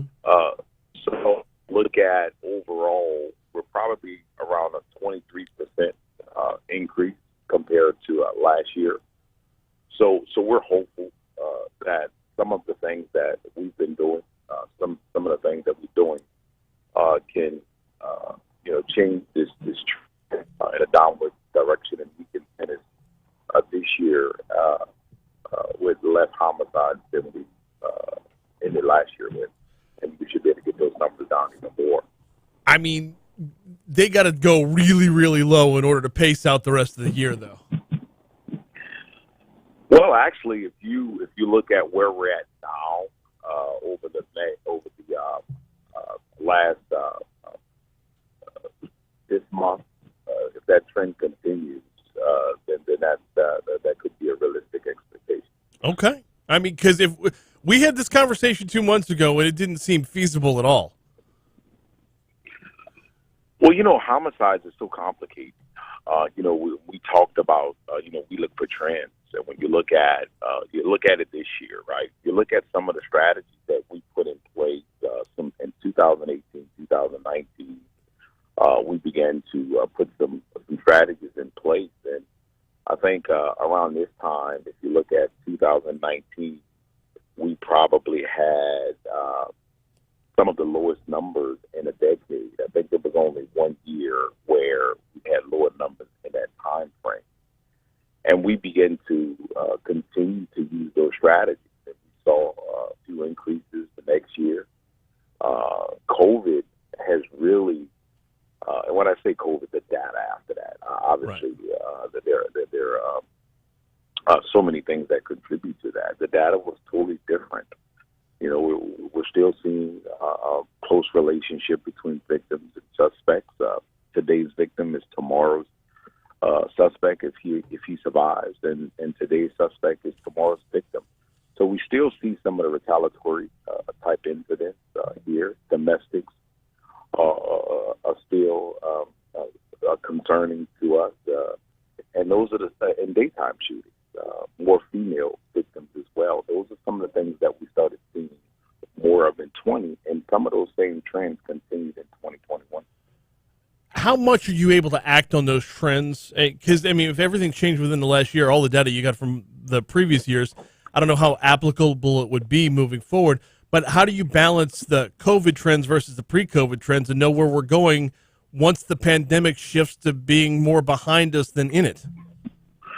Yeah, well, we saw minor arguments, turn into violent incidents. We think stress and some people's state of mind played in some of those incidents. But I think one of the things that we've done, and here's what we do know. We know that when our detectives brief us on many of these investigations, that there was prior knowledge or there were escalating incidents or beef in some instances. So what we're trying to do is direct efforts into community efforts, individuals who have information to call us or to call some of our partners to prevent those incidents from happening so that we don't have to get those phone calls. And those are some of the programs that we've been pushing. We're hoping that some of the numbers that we're seeing now, that those boots on the ground efforts at the community level may have some positive influence on what we're experiencing right now. Baton Rouge Police Chief Murphy Paul is our guest. We're talking about some of the crime numbers that we've seen in Baton Rouge over the last couple months. Chief, what level of intervention can y'all have when you find out stuff ahead of time? Some of this is, I don't want to go all Judge Dredd on it, but some of the stuff is, I don't want to use the word inevitable. How far can y'all go to intervene? Well, I'll give you some very specific examples. We've had a mother who called one of our partners who searched her child's room and found the gun. Didn't know if there was any intention, but just removing that gun out of the hands of a young person could prevent something from happening. We've actually had a couple of incidents like that with our partners where a concerned parent was, searching a room or found a weapon, really didn't know what to do with it, and call one of our partners to get that gun off the street. That's one example. We've also received calls where a parent was aware of a beef or a difference, argument between her son and a group of individuals. We believe that incident, that disagreement was related, and she wanted, and she law enforcement as much. So we were able to get one of our partners involved, who went and there was intervention there. So we hope that that positive service that was provided to the mother, to those concerned adults involved, were able to de-escalate the tensions between those individuals and prevent a shooting. Okay, you are a very data-driven guy. You do like to use analytics. How do you quantify that? Because it's a statistic that's never going to be a statistic. So how does that enter the equation when it can't find its way into a spreadsheet? Well, we're hoping when those numbers go down, right? We're hoping that, at the end of the year, if we can get that 20% down, to, by the end of the year to 5 or even less homicides, then perhaps, those strategies may be working. But you're right. How do you measure crime not happening? Exactly. And I think at the end of the day, it's those numbers. Yeah, I mean, take the win and go home at that point, I guess, is the only way to do it. We got Baton Rouge Police Chief Murphy Paul for a couple more minutes. I got to talk about Hurricane Ida a little bit. Kit, just an overall report card. How do you feel like Baton Rouge Police did during Hurricane Ida? Well, look, I am proud of the work that the men and women of the Baton Rouge Police Department have demonstrated through this storm. We prepared, early on, getting our families taken care of. And then in the midst of that, coming back to work. And look, all of that was under the direction of our mayor. When you look at those type of incidents that we've had over the past few years, our mayor has been up front. Her leadership, when we look at COVID, when we look at hurricane preparedness and how she prepares the leadership, not just the Baton Rouge Police Department, but all departments. I think that her leadership in our preparation for these incidents have shown, and I appreciate the hard work that all the leaders in city government during these times, and I'll put that against any other cities that have experienced this. It's unfortunate that these incidents are happening far too often. The being a little more granular about the storm itself, did we get reports of looting? Was there any attempts at looting? Did any looting go on with all the power outages and everything? We've had a couple of incidents, and arrests were made in those incidents because our police officers were proactive. One of the things we did when we talk about prior incidents, we increased our patrol and surveillance efforts in what we call areas of concern. We've made several arrests at arguments at gas stations that war, when it first happened, could have gotten out of hand. So we increased our presence there to prevent those type of incidents from happening. We did make several arrests and with the burglary. But I also think that our patrol efforts prevented some as well. It's unfortunate that you have a small group of people that likes to take advantage of people's hurt and pain. That's why we increased patrol efforts in neighborhoods that did not have power on. And I can tell you, our officers were very vigilant, and we were able to identify those actors. And our hope is that those individuals, because there's an enhanced penalty because it was during an evacuation and a natural disaster, that those individuals are booked to the fullest extent of the law. The looting of businesses would be one thing, but personal property would be another thing altogether. Was that rampant through this storm, like we've seen in previous storms? I'm sorry, what was that again, sir? Moving from businesses being potentially looted to personal property, how did we fare there? Was that, how many reported cases we have stolen generators and the like? I don't have. We did see a few upticks in some burglary incidents during the storm. The calls for services were overall, so I don't have those specific data. Okay. but there was some increases during that particular week period.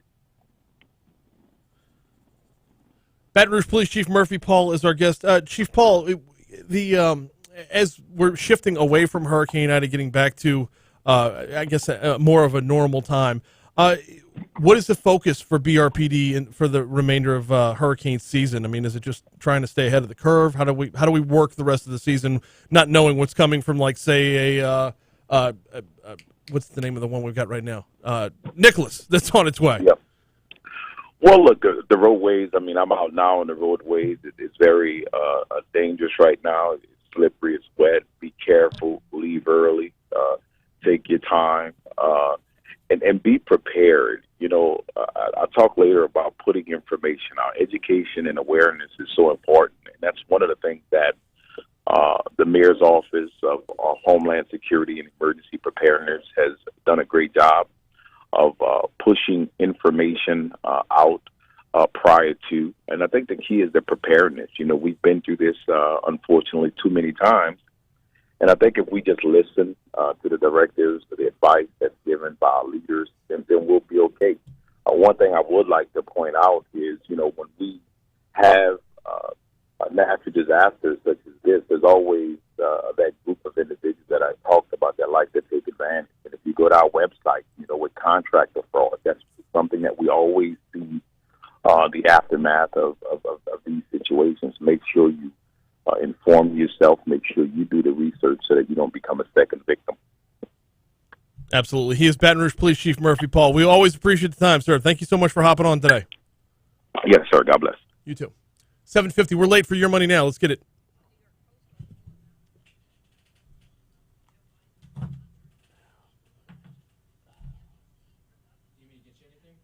No.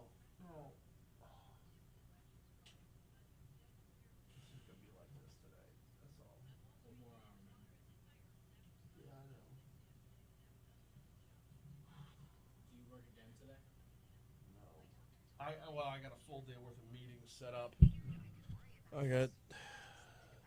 We got another sponsor hopping on board in a couple weeks that I'm gonna meet with today, and then I got some side stuff going on that I'm working on that I don't know if it's gonna come to fruition or not, but.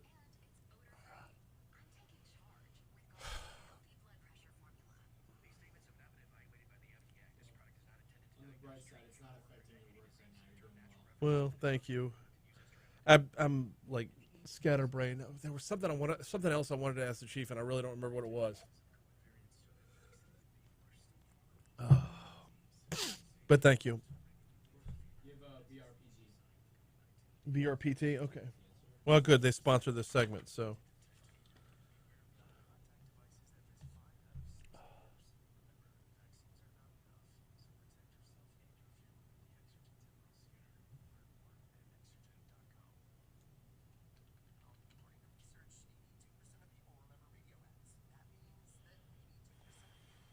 Oh, you know where? There's the charger. My phone died.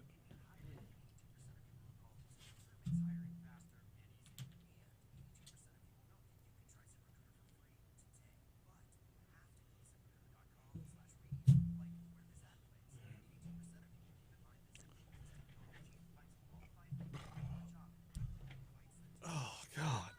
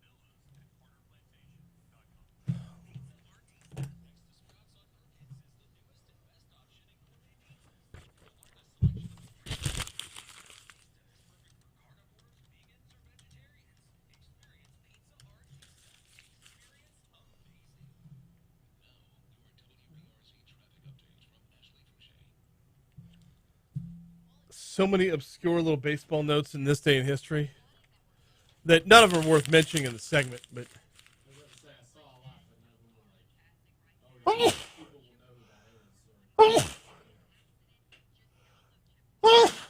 oh, excuse me.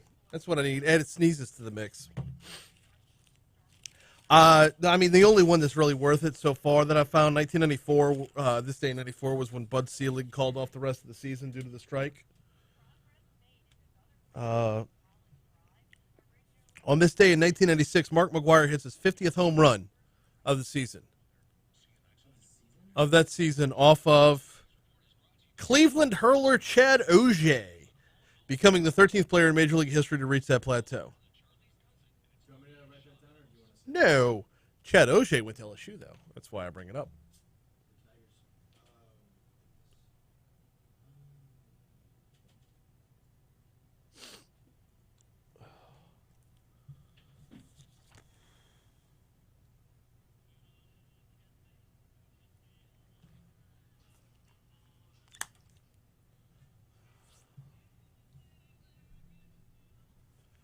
.755 Talk 107.3 FM WBRP. Thanks again to Chief Murphy Paul for hopping on board. Thanks again to Baton Rouge Area Chambers Andrew Fitzgerald for hopping on board as well. We've got a busy third hour coming your way. Nathan Custer with FEMA is going to hop on the hotline at 8:20. A lot of folks have questions about getting reimbursed for their generators and the like. It's been a problem. It's been an issue. We're going to talk about it with Nathan Custer at 8:20. Also, Congressman Troy Carter is going to join me at 8:40. He's been quite busy in the last week up on Capitol Hill, and we'll share with us what he's got going on. Right now, though, it's time for us to step outside of East Baton Rouge Parish. Every day we bring you the Outside In.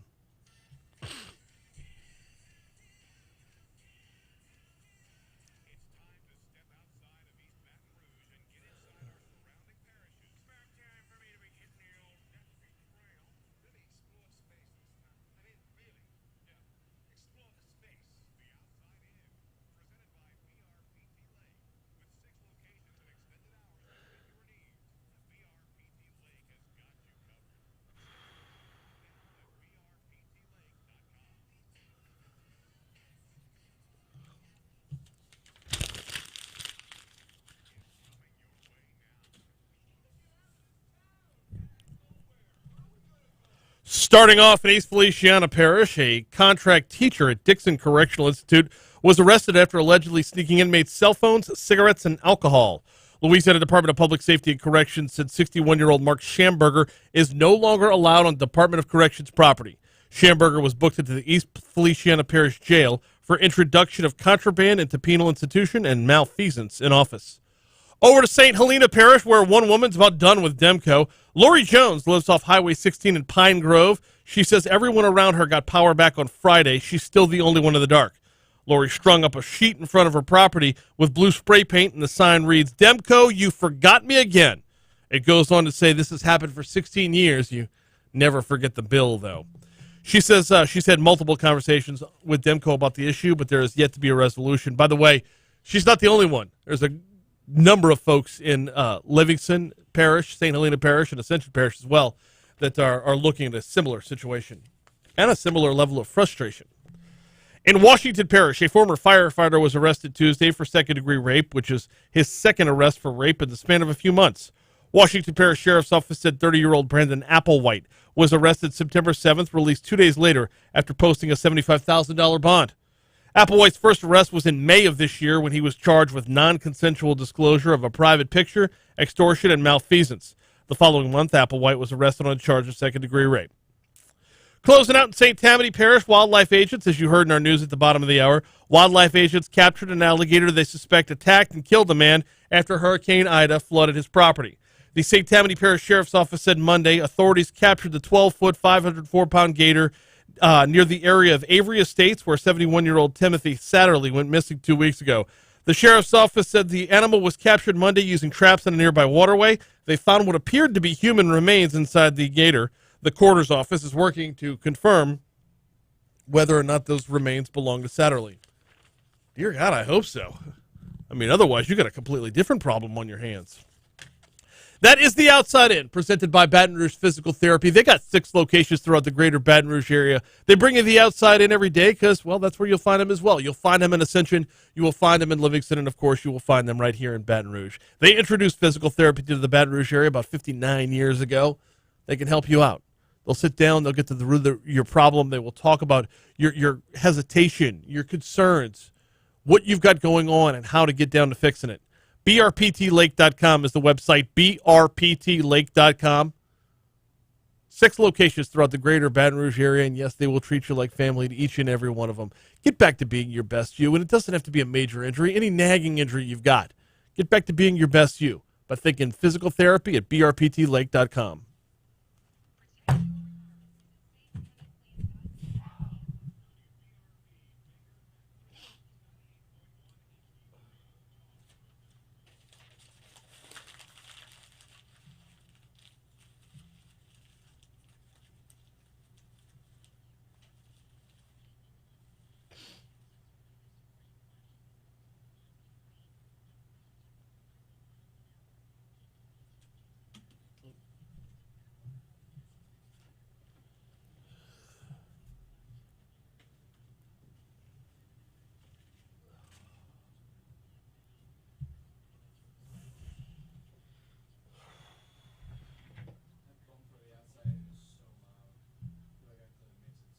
There's a, yeah, you can bring it down after, oh, well. All right.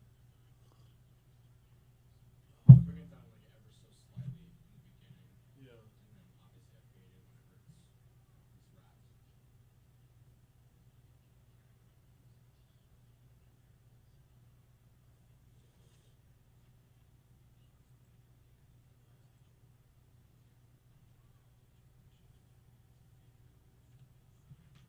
Can we power back on yet, even if it's plugged in?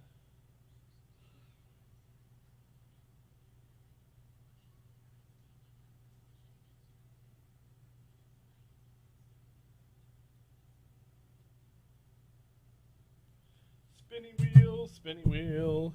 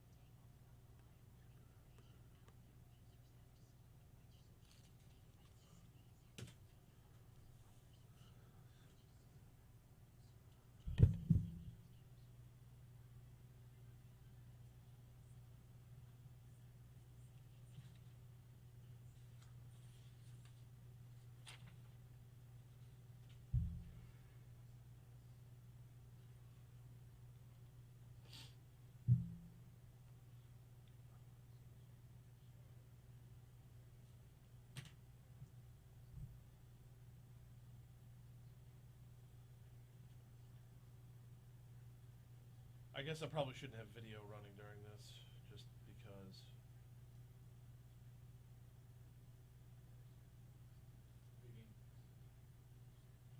Oh, because my battery's going to charge at a slower rate if I've got the video going from YouTube's. No.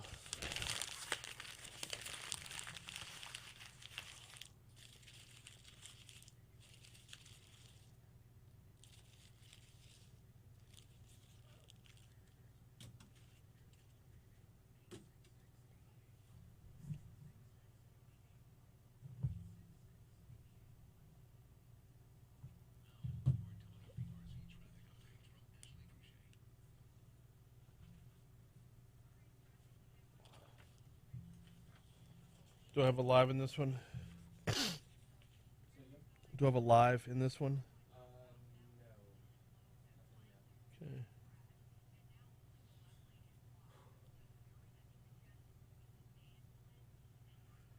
All right, I'm still missing Complete Collision and Baton Rouge Mattress, so I'm sure those come up somewhere along the way. Thank you.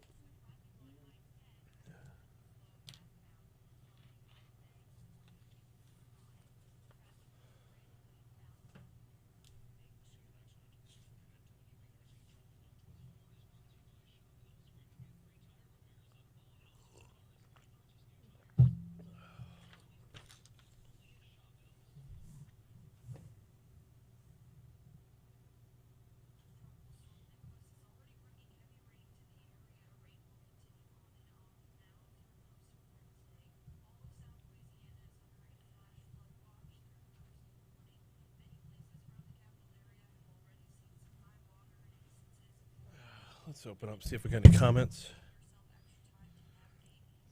Can we get an update on the crime data website that's been down all year? Has IT department fixed the issues yet, finally? If not, why? What's the issue? You know what? I need to ask him that. I'll follow up on that outside of that interview. It's a valid question.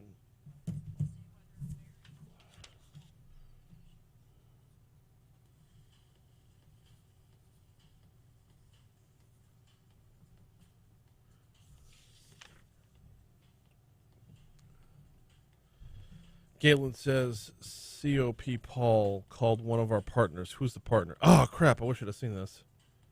I would definitely have asked.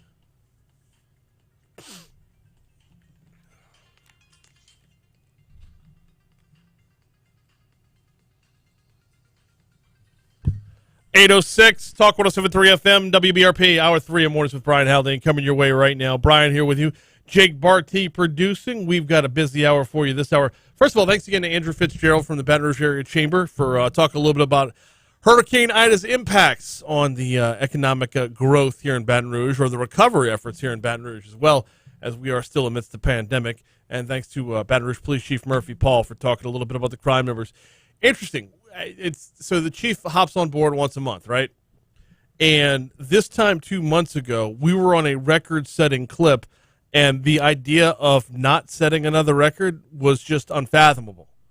It was kind of accepted. Like, there will be another record of homicides in Baton Rouge this year. Well, a month and a half later, 2 months later, it looks a lot more possible like we can get down underneath that number. Now, that being said, there's still a lot of year to go. So, coming up this hour, we're going to talk with FEMA in our next segment. A lot of folks having problems getting reimbursed for their generators. Generators they bought because they were without power in the wake of the storm.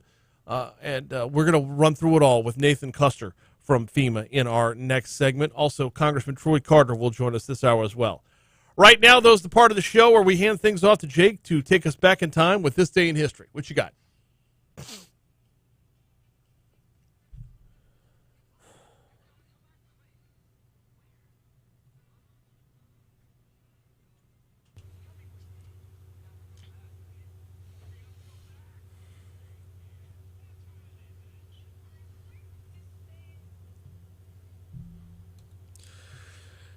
Good morning, everybody. Brian, you doing all right? Doing well, sir. Doing well. Wonderful. Well, we're going to start this day in history. Back in 1814, Francis Scott Key pens a poem which is later set to music, and in 1931 it becomes America's national anthem, The Star-Spangled Banner. Fantastic. Love that for us. 1901, Theodore Roosevelt is sworn in as the youngest man to serve as U.S. president. Take us over to 1964. Walt Disney is awarded Medal of Freedom at the White House. What did he do? I mean, found one of the, well, if not the biggest entertainment. What does it do for the Medal of Freedom, though? Oh, I couldn't. Oh, yeah, you put up a roller coaster. Fantastic. 1968, Jimmy Ellis beats Floyd Patterson in 15 for heavyweight boxing title. Big news for any boxing fans out there. 1981, Entertainment Tonight premieres on TV. It's been 40 years. It took till 91 to come up with that show? 81. 81. Yeah, There it's you go. Been All about right. 40 years on this day. 1985, The Golden Girls debuts on NBC. Shout out to Betty White. Why just Betty White? Because she's the best. Oh, come on. There's Blanche, there's Dorothy, there's Sophia. They're I mean, all come wonderful. on. But Betty White kind There's Stan, for crying out loud. In 2001, on a more serious note, historic national prayer service held at Washington National Cathedral for victims of the September 11 attacks. Remember that. Very important stuff. That'll conclude. Very at least moving the- service. No, it won't. We got 3 baseball notes to take care of. Just kidding. 2 of them involving LSU players. Let's hear it. The ones involving LSU players really aren't historic. I just get this overwhelming list every day, and when I see the LSU guys, it kind of pops out to me. They're historic. First of all, 1994, this one actually is a big deal. It was on this day in 1994, the remainder of the baseball season was canceled by acting commissioner Bud Selig after 34 days of the players' strike. No World Series for the first time since 1904.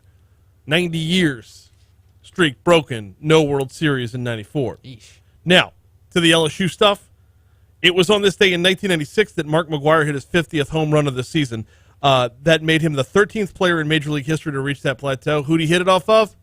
Chad O'Shea, former LSU Tiger. Way to make the record books in a bad way, Chad. Go Tigers. Now, 1998. The Chicago White Sox scored twice in the 12th inning, then hold on for a, get this, 17-16 win over the Detroit Tigers. Eesh. Yeah. The teams combined for 41 hits in the affair. Yeah. 5 each for Albert Bell for the Sox and Juan Encarnacion of the Tigers. But shout out Albert Bell. 5 hits in 1 game. A 17-16 affair. I think they got the over in that one. Sounds like one entertainment day of baseball. Yeah. All right, well, that'll move on to birthdays. First up, we have Amy Winehouse, who was born on this day in 1983. She passed in 2011. Andrew Lincoln, Walking Dead main star until, he stopped doing that. He is now 48 years old today. Logan Henderson, for the younger fans out there, Big Time Rush, great show on Nickelodeon back in early 2010s. He is now 32. Jimmy Butler, Miami Heat small forward or shooting guard, turns 32 as well on this day. Deshaun Watson. Wait, which show from Nickelodeon? Big Time Rush. I don't know this one. It's a classic. Okay. It's like one of the first Nickelodeon shows that My kids didn't were more have the Disney shows than the Nickelodeon shows. It didn't have laugh tracks, which made it way more appealing for me. I mean, It's a good show, though. At least it was. Deshaun Watson's 26 on this day. Sam Neill, the man from Jurassic Park, is 74 today. The sorry receiver himself, Michael Crabtree, is 34 on this day. Bong Joon-ho is now 52. He is the director and, he's the main guy behind the Oscar-winning film Parasite. okay. And for the final birthdays today, Mom, if you're listening, I love you very much, but she turns 50 today. Bro, And you don't that- give out her age. Give her the shout out. Come on. Nah, it's a big birthday. She should be proud. Man. Wow. Okay. Nah, I love you, Mom. That'll conclude birthdays. Now we're getting to something way Shout out to less- Jake's mom. We'll get to something way less positive. We were going to the deaths. Back in 1638, John Harvard, the main benefactor of Harvard, died on this day at 30 years old. Really? I don't know how you have that kind of cash at 30, but good for him. Lived a full life and, until he didn't. Lived a full life till 30? Yeah, until he didn't. I mean, Aaron Burr died on this day in 1836. Aaron Burr. He's the 3rd U.S. vice president. For those who don't know, he actually killed Alexander Hamilton in a pistol duel. Mhm. Anyone, shout out to those who have seen that musical. It's amazing. And the last death I have written is Patrick Swayze died on this day in 2009. also Princess Grace of Monaco died on this day in 82? I think so. But that'll conclude it for Yes. deaths for me. This will take us now to holidays. You're going to like some of these. National Hug Your Hound Day. Nope. Hate it. Didn't think so. National Ants on a Log Day. What? My thoughts exactly. National Coloring Is that Day. where you put the peanut butter on the celery and then you put raisins on it to combine 3 things that shouldn't go together? Wow. That's what ants on a log is, if I recall from my scouting days. I was about to say, you're dead No, on. totally know what that is. Totally know what that is. And it's awful. It's a combination of 3 flavors that don't belong together. I haven't. Wow, you brought back memories from long ago. Sorry about that. On this day, National Coloring Day. Whatever. National Eat a Hoagie Day. Okay. And that will conclude this day in history. All right. Appreciate it, Jake. Thank you very much. We're going to take a quick break. When we come back, we are going to talk FEMA. We are going to talk reimbursement. We're going to have Nathan Custer from FEMA hop on board. We'll get an overall update as well, but I've been getting a number of questions via email and a few other outlets about getting reimbursed for generators. Apparently, the process is a bit more complicated than it sounds up front. We'll talk about it next on Talk 107.3.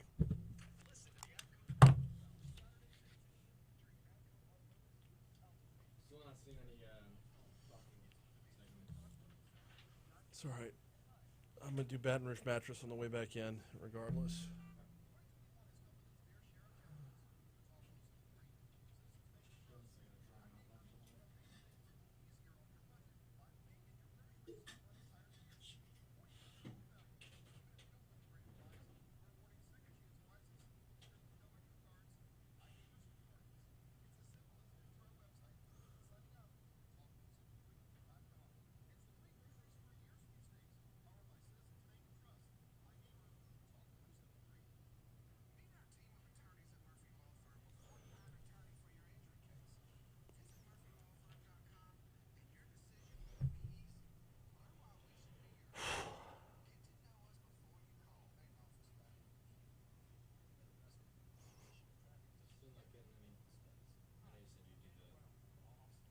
Yeah, I know they're on there. It's fine.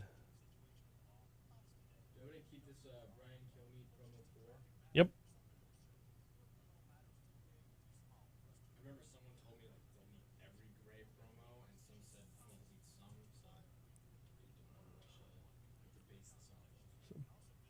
Want to say again? Someone told me to delete all gray promos, and someone told me only some, or at your own discretion. At your own discretion. I guess I just gotta find the line of what is worth keeping and what isn't.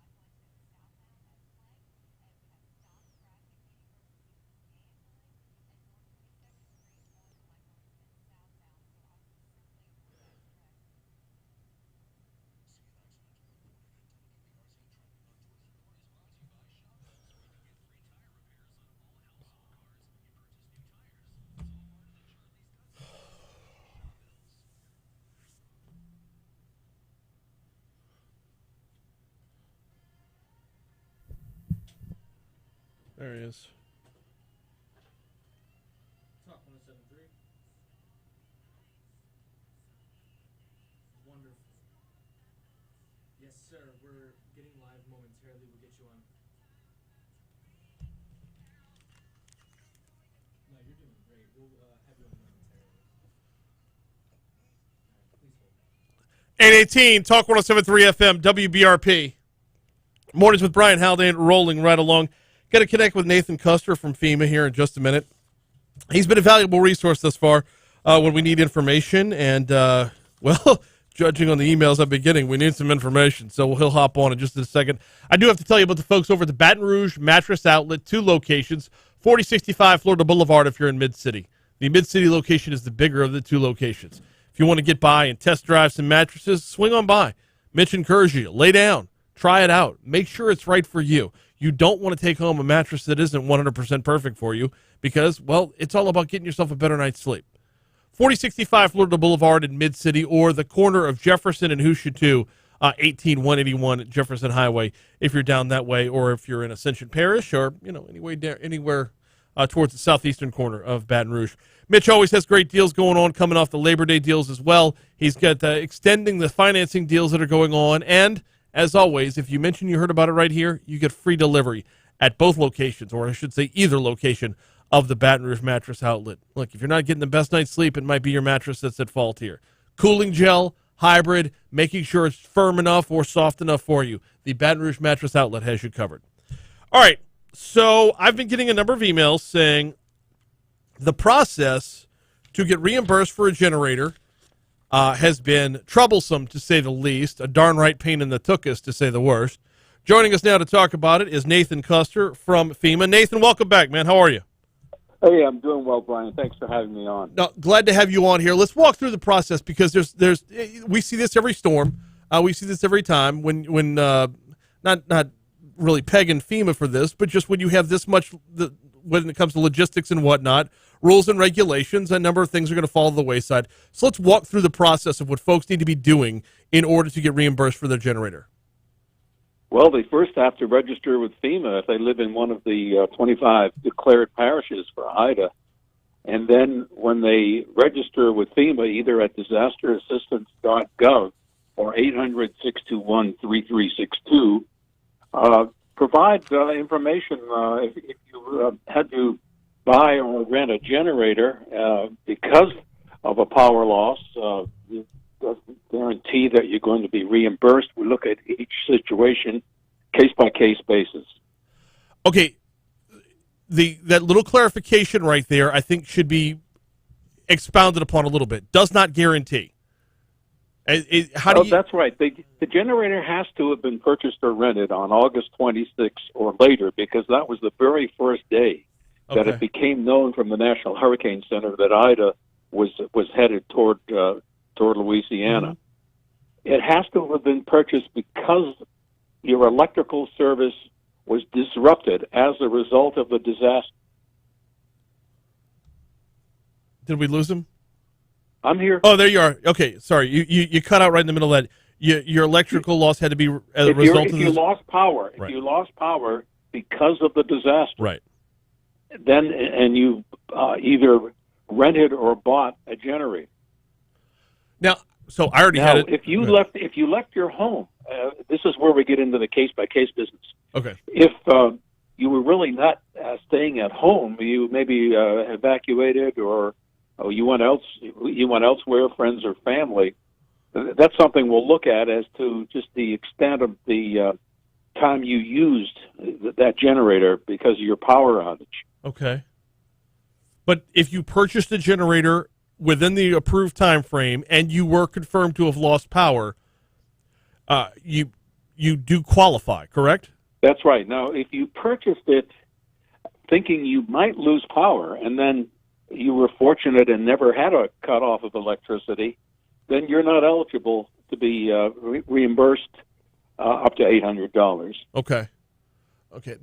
The very specific complaint that I've gotten, and this was from more than one person, the very specific complaint that I've gotten is that people are being told when they call the number that they had to have sustained damages at the home, not just have a power outage, but have sustained damages. Is that accurate? How many days without the power? That may figure into it.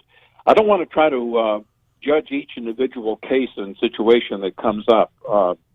People just need to talk to FEMA and explain just what they've gone through.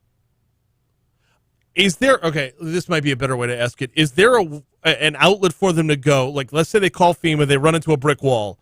Is there an outlet for them to go that's more of an appeals type of phone line? You can, go ahead. Yes, Brian, you can appeal FEMA financial decisions, whether it involves emergency home repairs or you feel that you didn't get what you ought to get to take care of that on an emergency basis or whatever.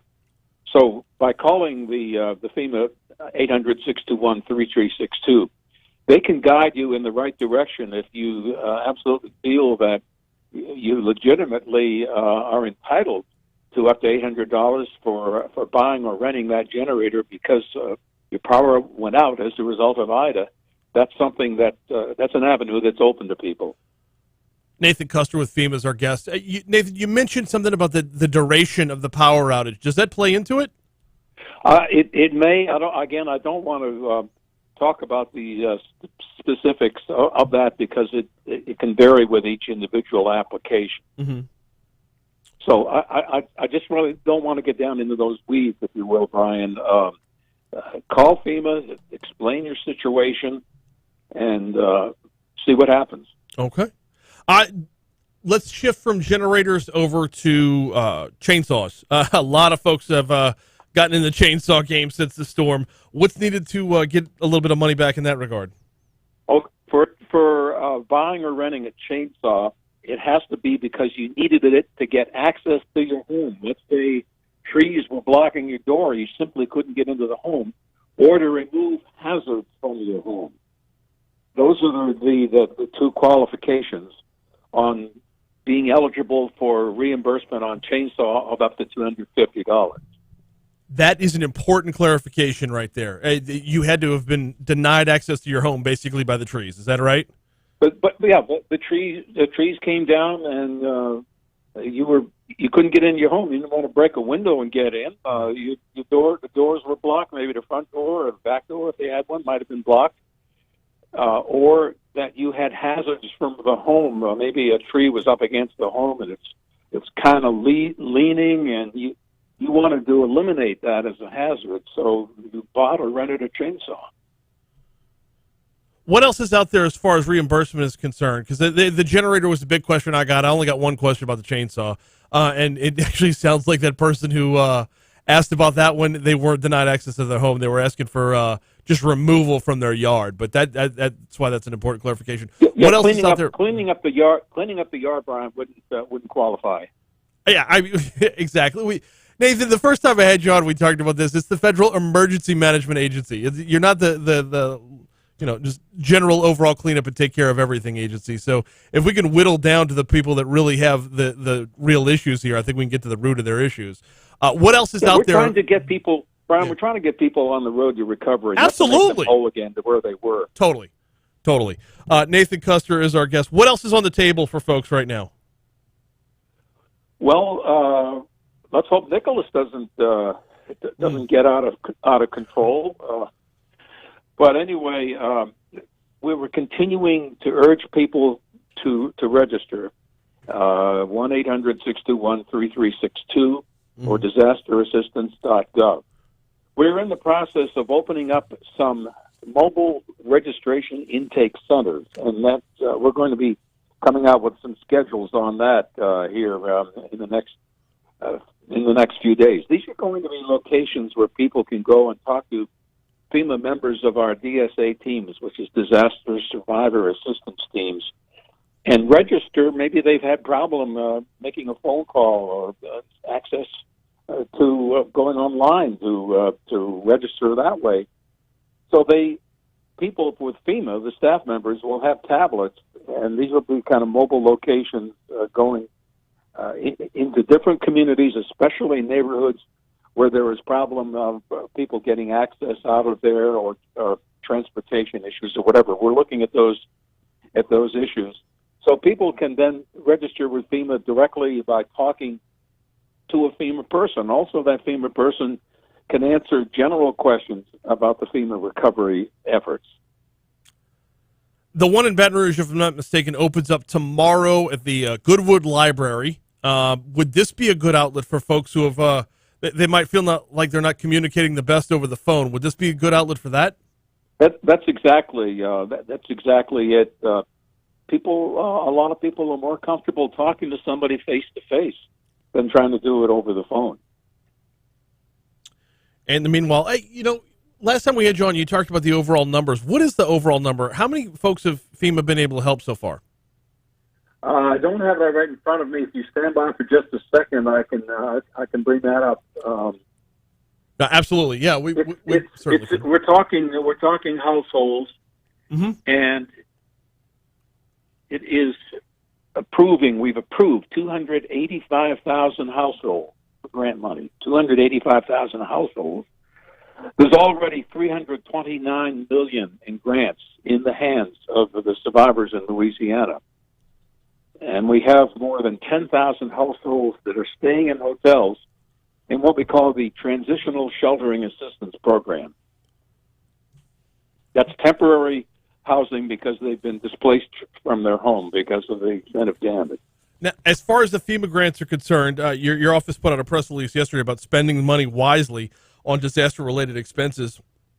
What kind of guidelines does FEMA give out for that?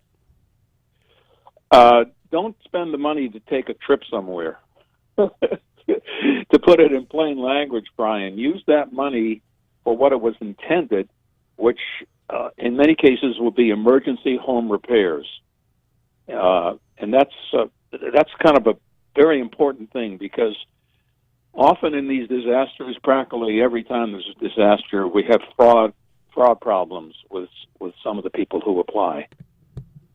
Yeah. Either they're misleading FEMA, or there may be spot audits done here and there just on a random basis, and it's determined that people never made those emergency home repairs. They did something else with the money. It's one of those things that just when you live in South Louisiana and you experience hurricanes as frequently as we do, we almost expect it at this point, sadly. But the guidelines are there nonetheless. Nathan Custer with FEMA. Look, the thing about the mobile center is probably the most important takeaway from this. Dude, I really appreciate that you hop on with us whenever we call. Thank you so much for the time this morning. Hey, that's what I'm here for, Brian. Keep calling me. I'll be there. We'll do. We appreciate it. Nathan Custer from FEMA. It's been a battle, to say the least. We've had a number of folks. In fact, one of them followed back up with me and said on the 5th call he was able to get his reimbursement. So good news there. 8:31. Here comes CBS News.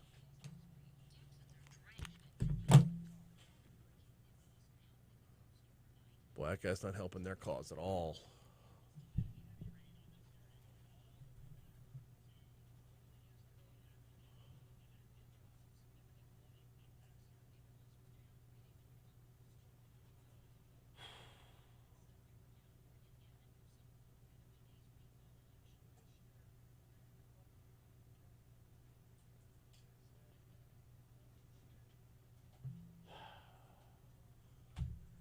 Renee says he's giving non-answers. Yeah, no, I don't know how much he actually knows. I like, everybody's got their lane at FEMA, and the person who's speaking publicly is never going to be in touch with the people who are receiving the phone calls.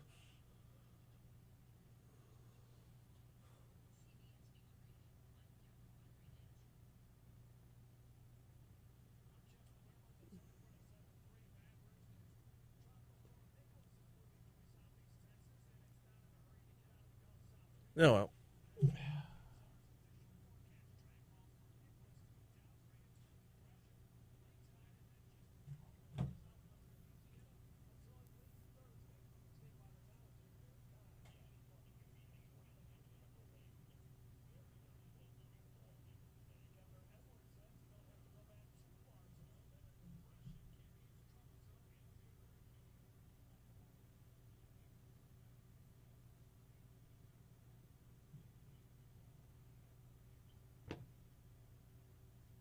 Kill my mic for a second.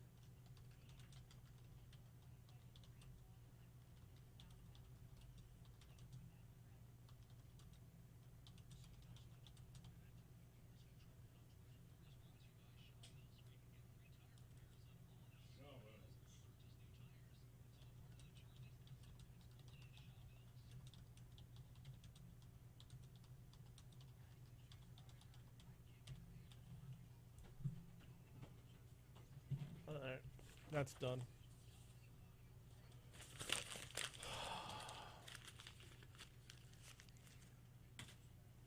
So, like, what are you going to be talking about with Troy Carter? Oh, glad my phone recharged a little bit because that's in my phone. Zoe.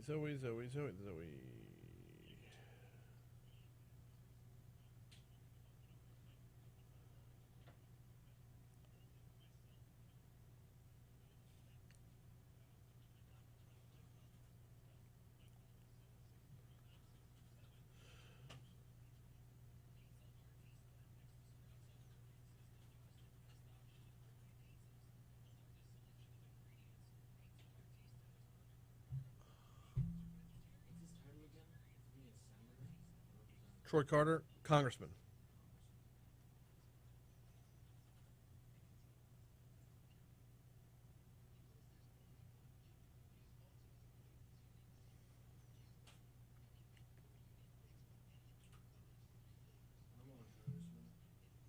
No, he's not till 8:40. Yeah.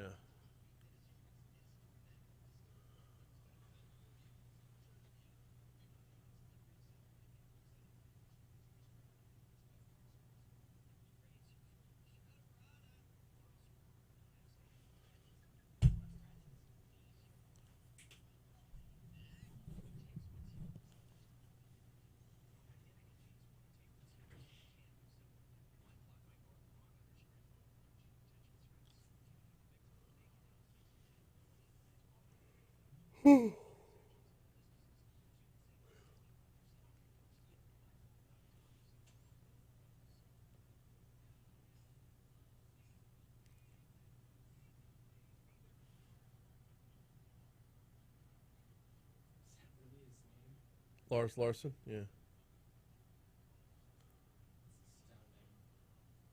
Guy does like 7 hours of radio a day. The guy does like 7 hours of radio a day. He's like a ridiculous workhorse. He does a 3-hour national show and a 4-hour local show. I think that's right.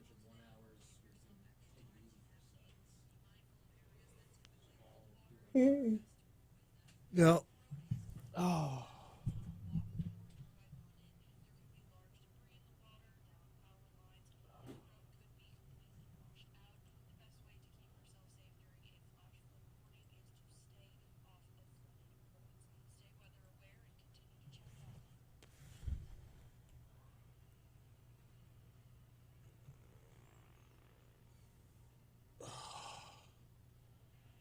Morning. All good.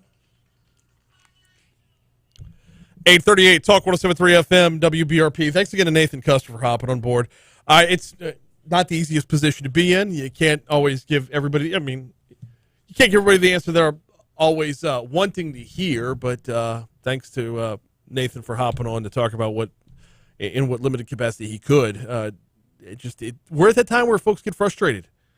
And not all the answers are going to be to everyone's liking. As FEMA is the Federal Emergency Management Agency, not the federal give everybody everything they want agency. And that's a tough spot to be in. Although, look, if you took nothing else away from that whole interview, and granted, he didn't have the most comprehensive answers to everything and didn't want to dive in case by case by case, because unless you have the individual case file, you can't break that down. But I will say this, though. Tomorrow at the Goodwood Library, the mobile registration, whatever the acronym they were using, starts up. You can go see somebody in person. You don't feel like you got satisfaction on the phone? Go down to the Goodwood Library, see somebody, bring your receipts, bring your pictures, show them the timeline, show them what you got, why you got it, and what you need back for your efforts. I mean, there's nothing in the FEMA guidelines that says you had to have sustained damage to your home to be reimbursed for a generator. I actually went through it. I went through and individually screen grabbed because I was waiting for it. I thought he was going to push back on that. So I screen grabbed the whole damn page. Frame by frame by frame. Anyway, so That starts tomorrow at the Goodwood Library. And thanks again to Nathan for hopping on board. Coming up in a minute or so, Congressman Troy Carter is supposed to join us. I want to continue the Hurricane Ida conversation. The congressman is trying to rally a bipartisan congressional delegation to visit Louisiana following Hurricane Ida. And I don't feel like this can be overstated how important this is. Because why does a president visit a disaster after a disaster? Because you can better understand how to serve if you put eyes on it. You could better understand the impact if you put eyes on it. If Washington stays in Washington and just watches the news, well, the story's over with. They're done. Jim Cantori packed up to go home the second that the wind died down. All the major news outlets packed up to go home the second it stopped being a New Orleans story, but it's still a Louisiana story. Yeah, it's not sexy anymore because it doesn't involve the French Quarter. But it involves Terrebonne and Lafourche and Plaquemines and St. Charles and Lower Jefferson and St. Bernard. Just because the national news media packs up and goes home doesn't mean the story's over with. So if you can grab a bipartisan congressional delegation to visit Louisiana following Hurricane Ida, classified as a Category 4, I'll be shocked if it doesn't get reclassified as a 5, to put eyes on the problem, to hop in a helicopter and fly around Grand Isle. Not just for the damage and destruction, but to see what worked as well. A lot of wind damage, not as much flood damage, which is an important point. Twofold. Number one, you want to draw attention to the damage that was there because we're going to need help. We do need help. But number two, you want to show what's worked in the past. We had Chip Klein from the Coastal Protection and Restoration Authority on last week. And flood damage from the storm could have been a hell of a lot worse, except for 16 years worth of building up the levee system, 16 years worth of rebuilding marsh, 16 years worth of barrier islands being formed, terra firma actually in the Gulf of Mexico. We're showing return on investment in Louisiana when it comes to protecting our coast. We don't just ask for money into what would be a literal bottomless pit. CPRA shows ROI. That's a lot of letters. If we can show that to a bipartisan congressional delegation, then we can show them, hey, last 16 years you've been giving us money for this. This is what we got done. We're going to turn around and ask for it again. Let's see what we can get done this time as well. Hoping to hook up with Troy Carter here in just a second. This happens from time to time when I try and get members of Congress on when they're supposed to be on the floor.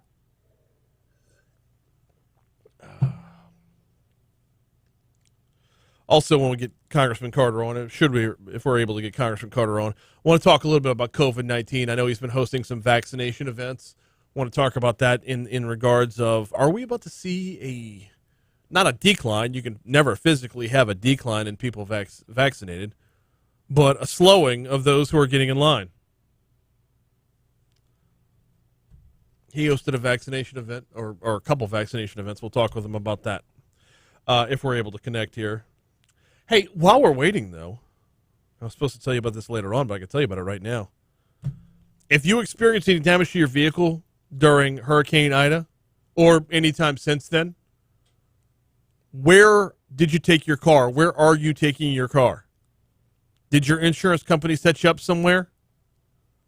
If they did, you're going someplace that the insurance company is the customer, not you. You're going someplace where they've got a deal hammered out ahead of time to make sure that they're best served to get you out cheaply, not necessarily safely. Tell you every day about CompleteCollision.com, CompleteCollision.com. They're certified by more than a dozen major car manufacturers. They have the iCar Gold Class certification. What that means is they know how to find hidden damage. They know how to repair crumple zones and redundancies that the car dealers or the car manufacturers build in to make sure you get back out on the road safely. Your family's safety is their number one priority. CompleteCollision.com. 2 locations. Perkins, right next to Bluebonnet, or Plank Road and Zachary. They get everything done at either location. The Zachary location's the bigger of the two. They get everything done at either location.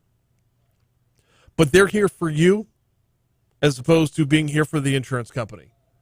Like I said, check them out online, CompleteCollision.com. Don't let who you choose to repair your vehicle be your second accident. Check out CompleteCollision.com. And I'm getting a text back. Looks like it's not going to happen today. All right, Congressman Troy Carter not going to be able to hop on board today. No worries. We will shift gears and move right along. Hopefully we'll reconnect next week. Text her back right now. No worries. We'll reconnect next week. All right. So let's move instead to debris pickup. This one coming from FEMA as well. As Louisiana survivors start to clean up after Hurricane Ida, FEMA urges you to know the best approach for removing debris from your property. You shouldn't wait to clean up storm damage. Instead, start the cleanup process as soon as possible and document the damage with photos or videos. Hey, who remembers the flood of 2016? Everybody. How many photos and videos did you take of your damage in 2016? All of it, everybody. Who remembers when FEMA showed up after that? Did they even look at it? I vividly remember this. I went through and took pictures of everything. Remember how we were told regularly, take a picture of your pile. Take a picture of the pile. Take a picture before everything's thrown out. And then once it's all curbside, take a picture there too. I don't think anybody ever looked at anything. I was asked what my damage was. And I'm like, I went through the list.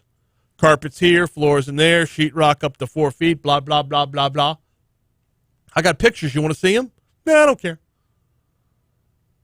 It was a light like being screened for COVID at Tiger Stadium on Saturday.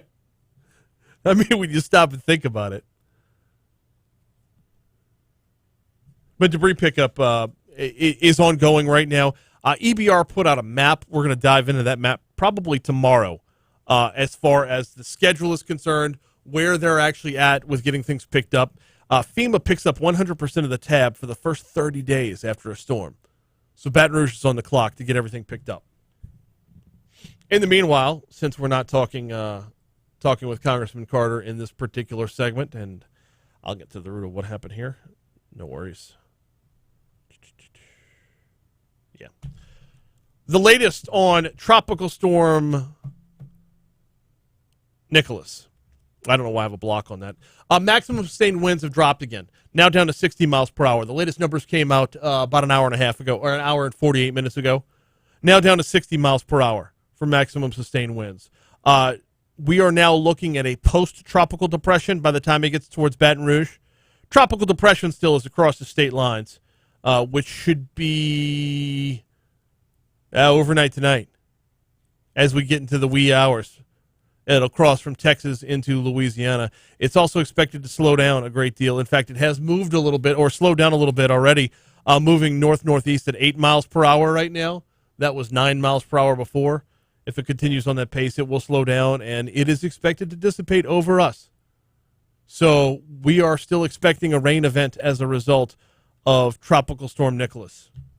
We are also still keeping our eyes on the rest of the Atlantic, as there are two other systems, Thing 1 and Thing 2, I believe they're called. No, Disturbance 1 and Disturbance 2, and we're going to do these in backwards order. Disturbance 2 is north of the Dominican Republic right now, north of southeastern or central Bahamas. It's a tropical wave. It's got a 60% chance of formation over the next 5 days. More alarming than that, though, if you go all the way over to off the coast of Africa, about 400 miles southeast of the southern Cabo Verde Islands, there is another disturbance there. There is a disturbance that has a 90% chance of forming over the next 5 days. September 10th is the quote-unquote peak of hurricane season. We are not done by any stretch, y'all. We can look at Nicholas and see, maybe it'll rain on us. But my eyes are still on the Atlantic because there's a lot more to come before November 30th gets here. All right, we got a break for Your Money Now. Coming back, we got one more segment to go right here on Talk 107.3.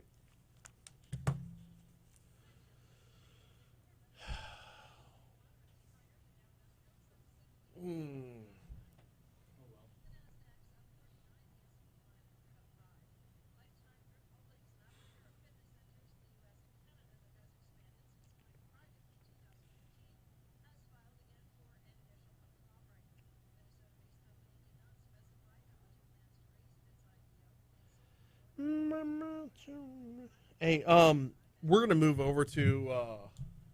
Hey, don't worry about it for today, but I want to put a rotation of like non-licensed bumpers or songs we don't need licenses for, because we'll eventually want to move to more of a video product. But I don't like the bumper music. I don't put any emphasis at all on bumper. Nobody in the history of radio has ever written down in a ratings diary that they listen for the bumper music. It's one of those frustrating things. I started as a producer, and I would put like my heart and soul into finding like cool songs and stuff, and match it with themes and whatnot. And So eventually just stop using Spotify, just use the phone music that we have here? not yet. Let me make sure there's a rotator. You can keep using Spotify right now, but yeah, I want to move us over to a rotator. Right now I'm just using a soundtrack from a movie I like. Just a bunch of 70s and 60s hits. Just small phone. Wait, say that again. Right now I'm using soundtrack from this small movie called Guardians of the Galaxy 2. Yeah, well, I mean, when you are playing stuff, play the hits. Play what people know. Yeah. I would assume a lot of people know this. I don't know 90% of what you're playing, and I've been a DJ for 20-some odd years, like a mobile DJ. So, yeah. It's kind of crazy, actually. Wait, so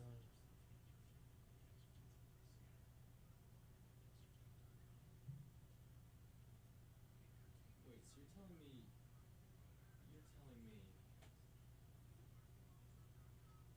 you've never heard of Mr. Blue Sky from ELO? No. You definitely heard it. Surrender by Cheap Trick? Well, Surrender, yeah. The Chain by Fleetwood Mac? I didn't recognize it. I know a lot of Fleetwood Mac songs, but The Chain was like...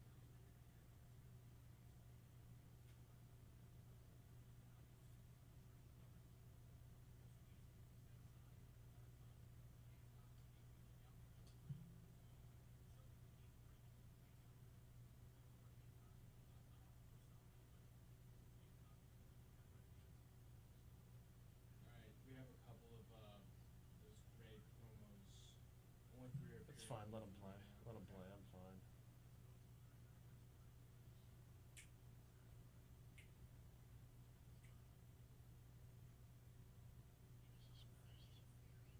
There's 2 Lars Larson 10s, so I'll get rid of one. Delete one, yes.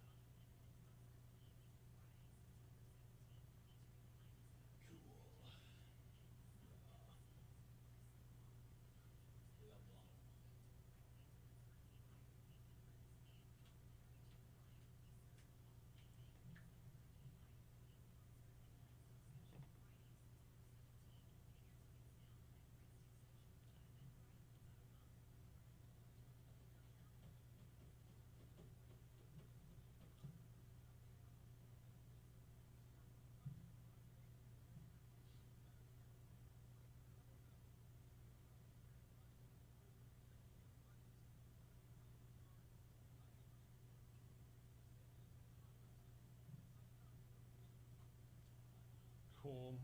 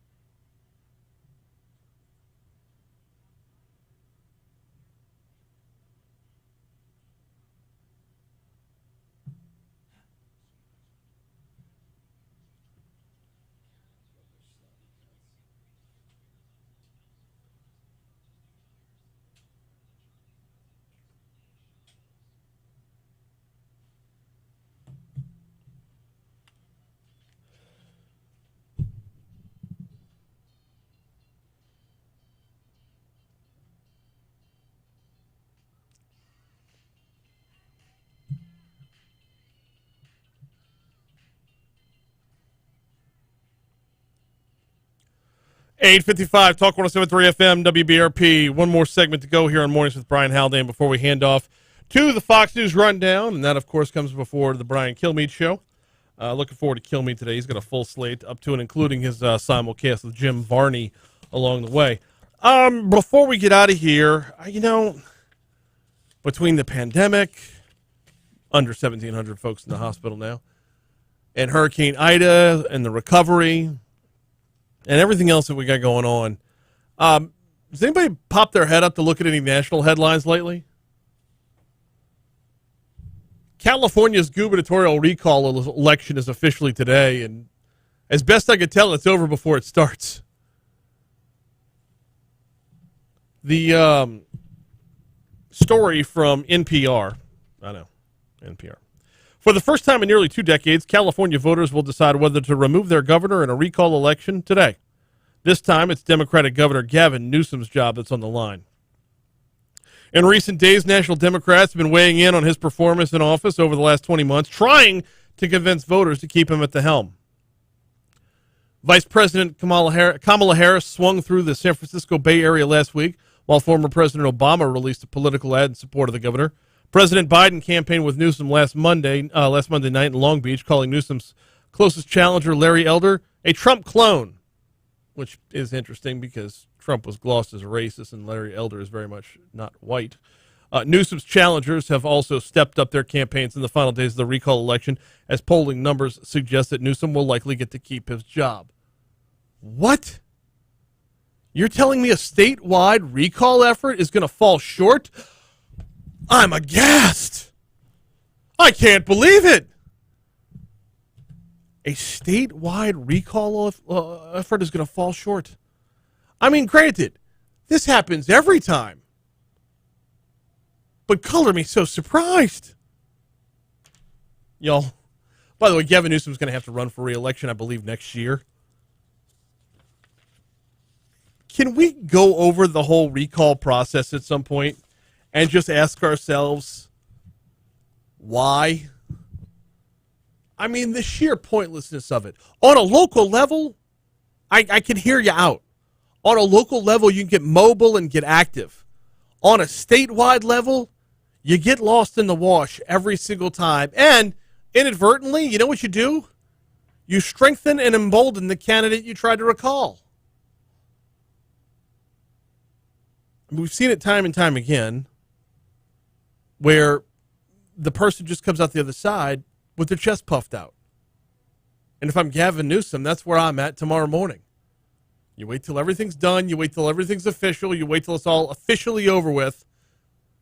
And then you fire off force lightning at somebody claiming unlimited power. Yes, that's a Palpatine reference. I'm always amazed by it because everyone has that. And by the way, we got to go through the exercise because without you've just got nothing but futility. But it's always going to fall on its face. All right, tomorrow we've got Legally Served. Attorney Franz Borghardt is going to be on board. D.C. Current, Congressman Garrett Graves is going to be hopping on board. And we're going to check in with one of the guys from Chopped. You know, Chopped on the Food Network? Yeah, Scott Conant's going to hop on board as well. He's got a new book out that he wants to talk about. Plus, we'll have a few more surprises in store as well. Coming your way tomorrow. Next up, Fox News Rundown. Did I say Scott Conant? It might have been Steve. I don't know. All right, so Conant tomorrow. And then Friday, well, no, it won't air till Monday. Got a confirmation yesterday, y'all. Friday after the show, after we're done with Foodie Friday, and I've had my fill of Mooyah. Friday after the show, Steven Weber is going to be on. We'll air it back Monday, but Steven Weber is joining the cast of Chicago Med, which I don't know if you watch those, like Chicago Fire, Chicago Police, Chicago Med, whatever. Anyway, Steven Weber, you might remember him from Wings. And just a resume longer than traffic on I-10. Anyway, looking forward to that very much as well. It's add him to that wall of fame that includes Jane Lynch, Eric Roberts. Who else is on there?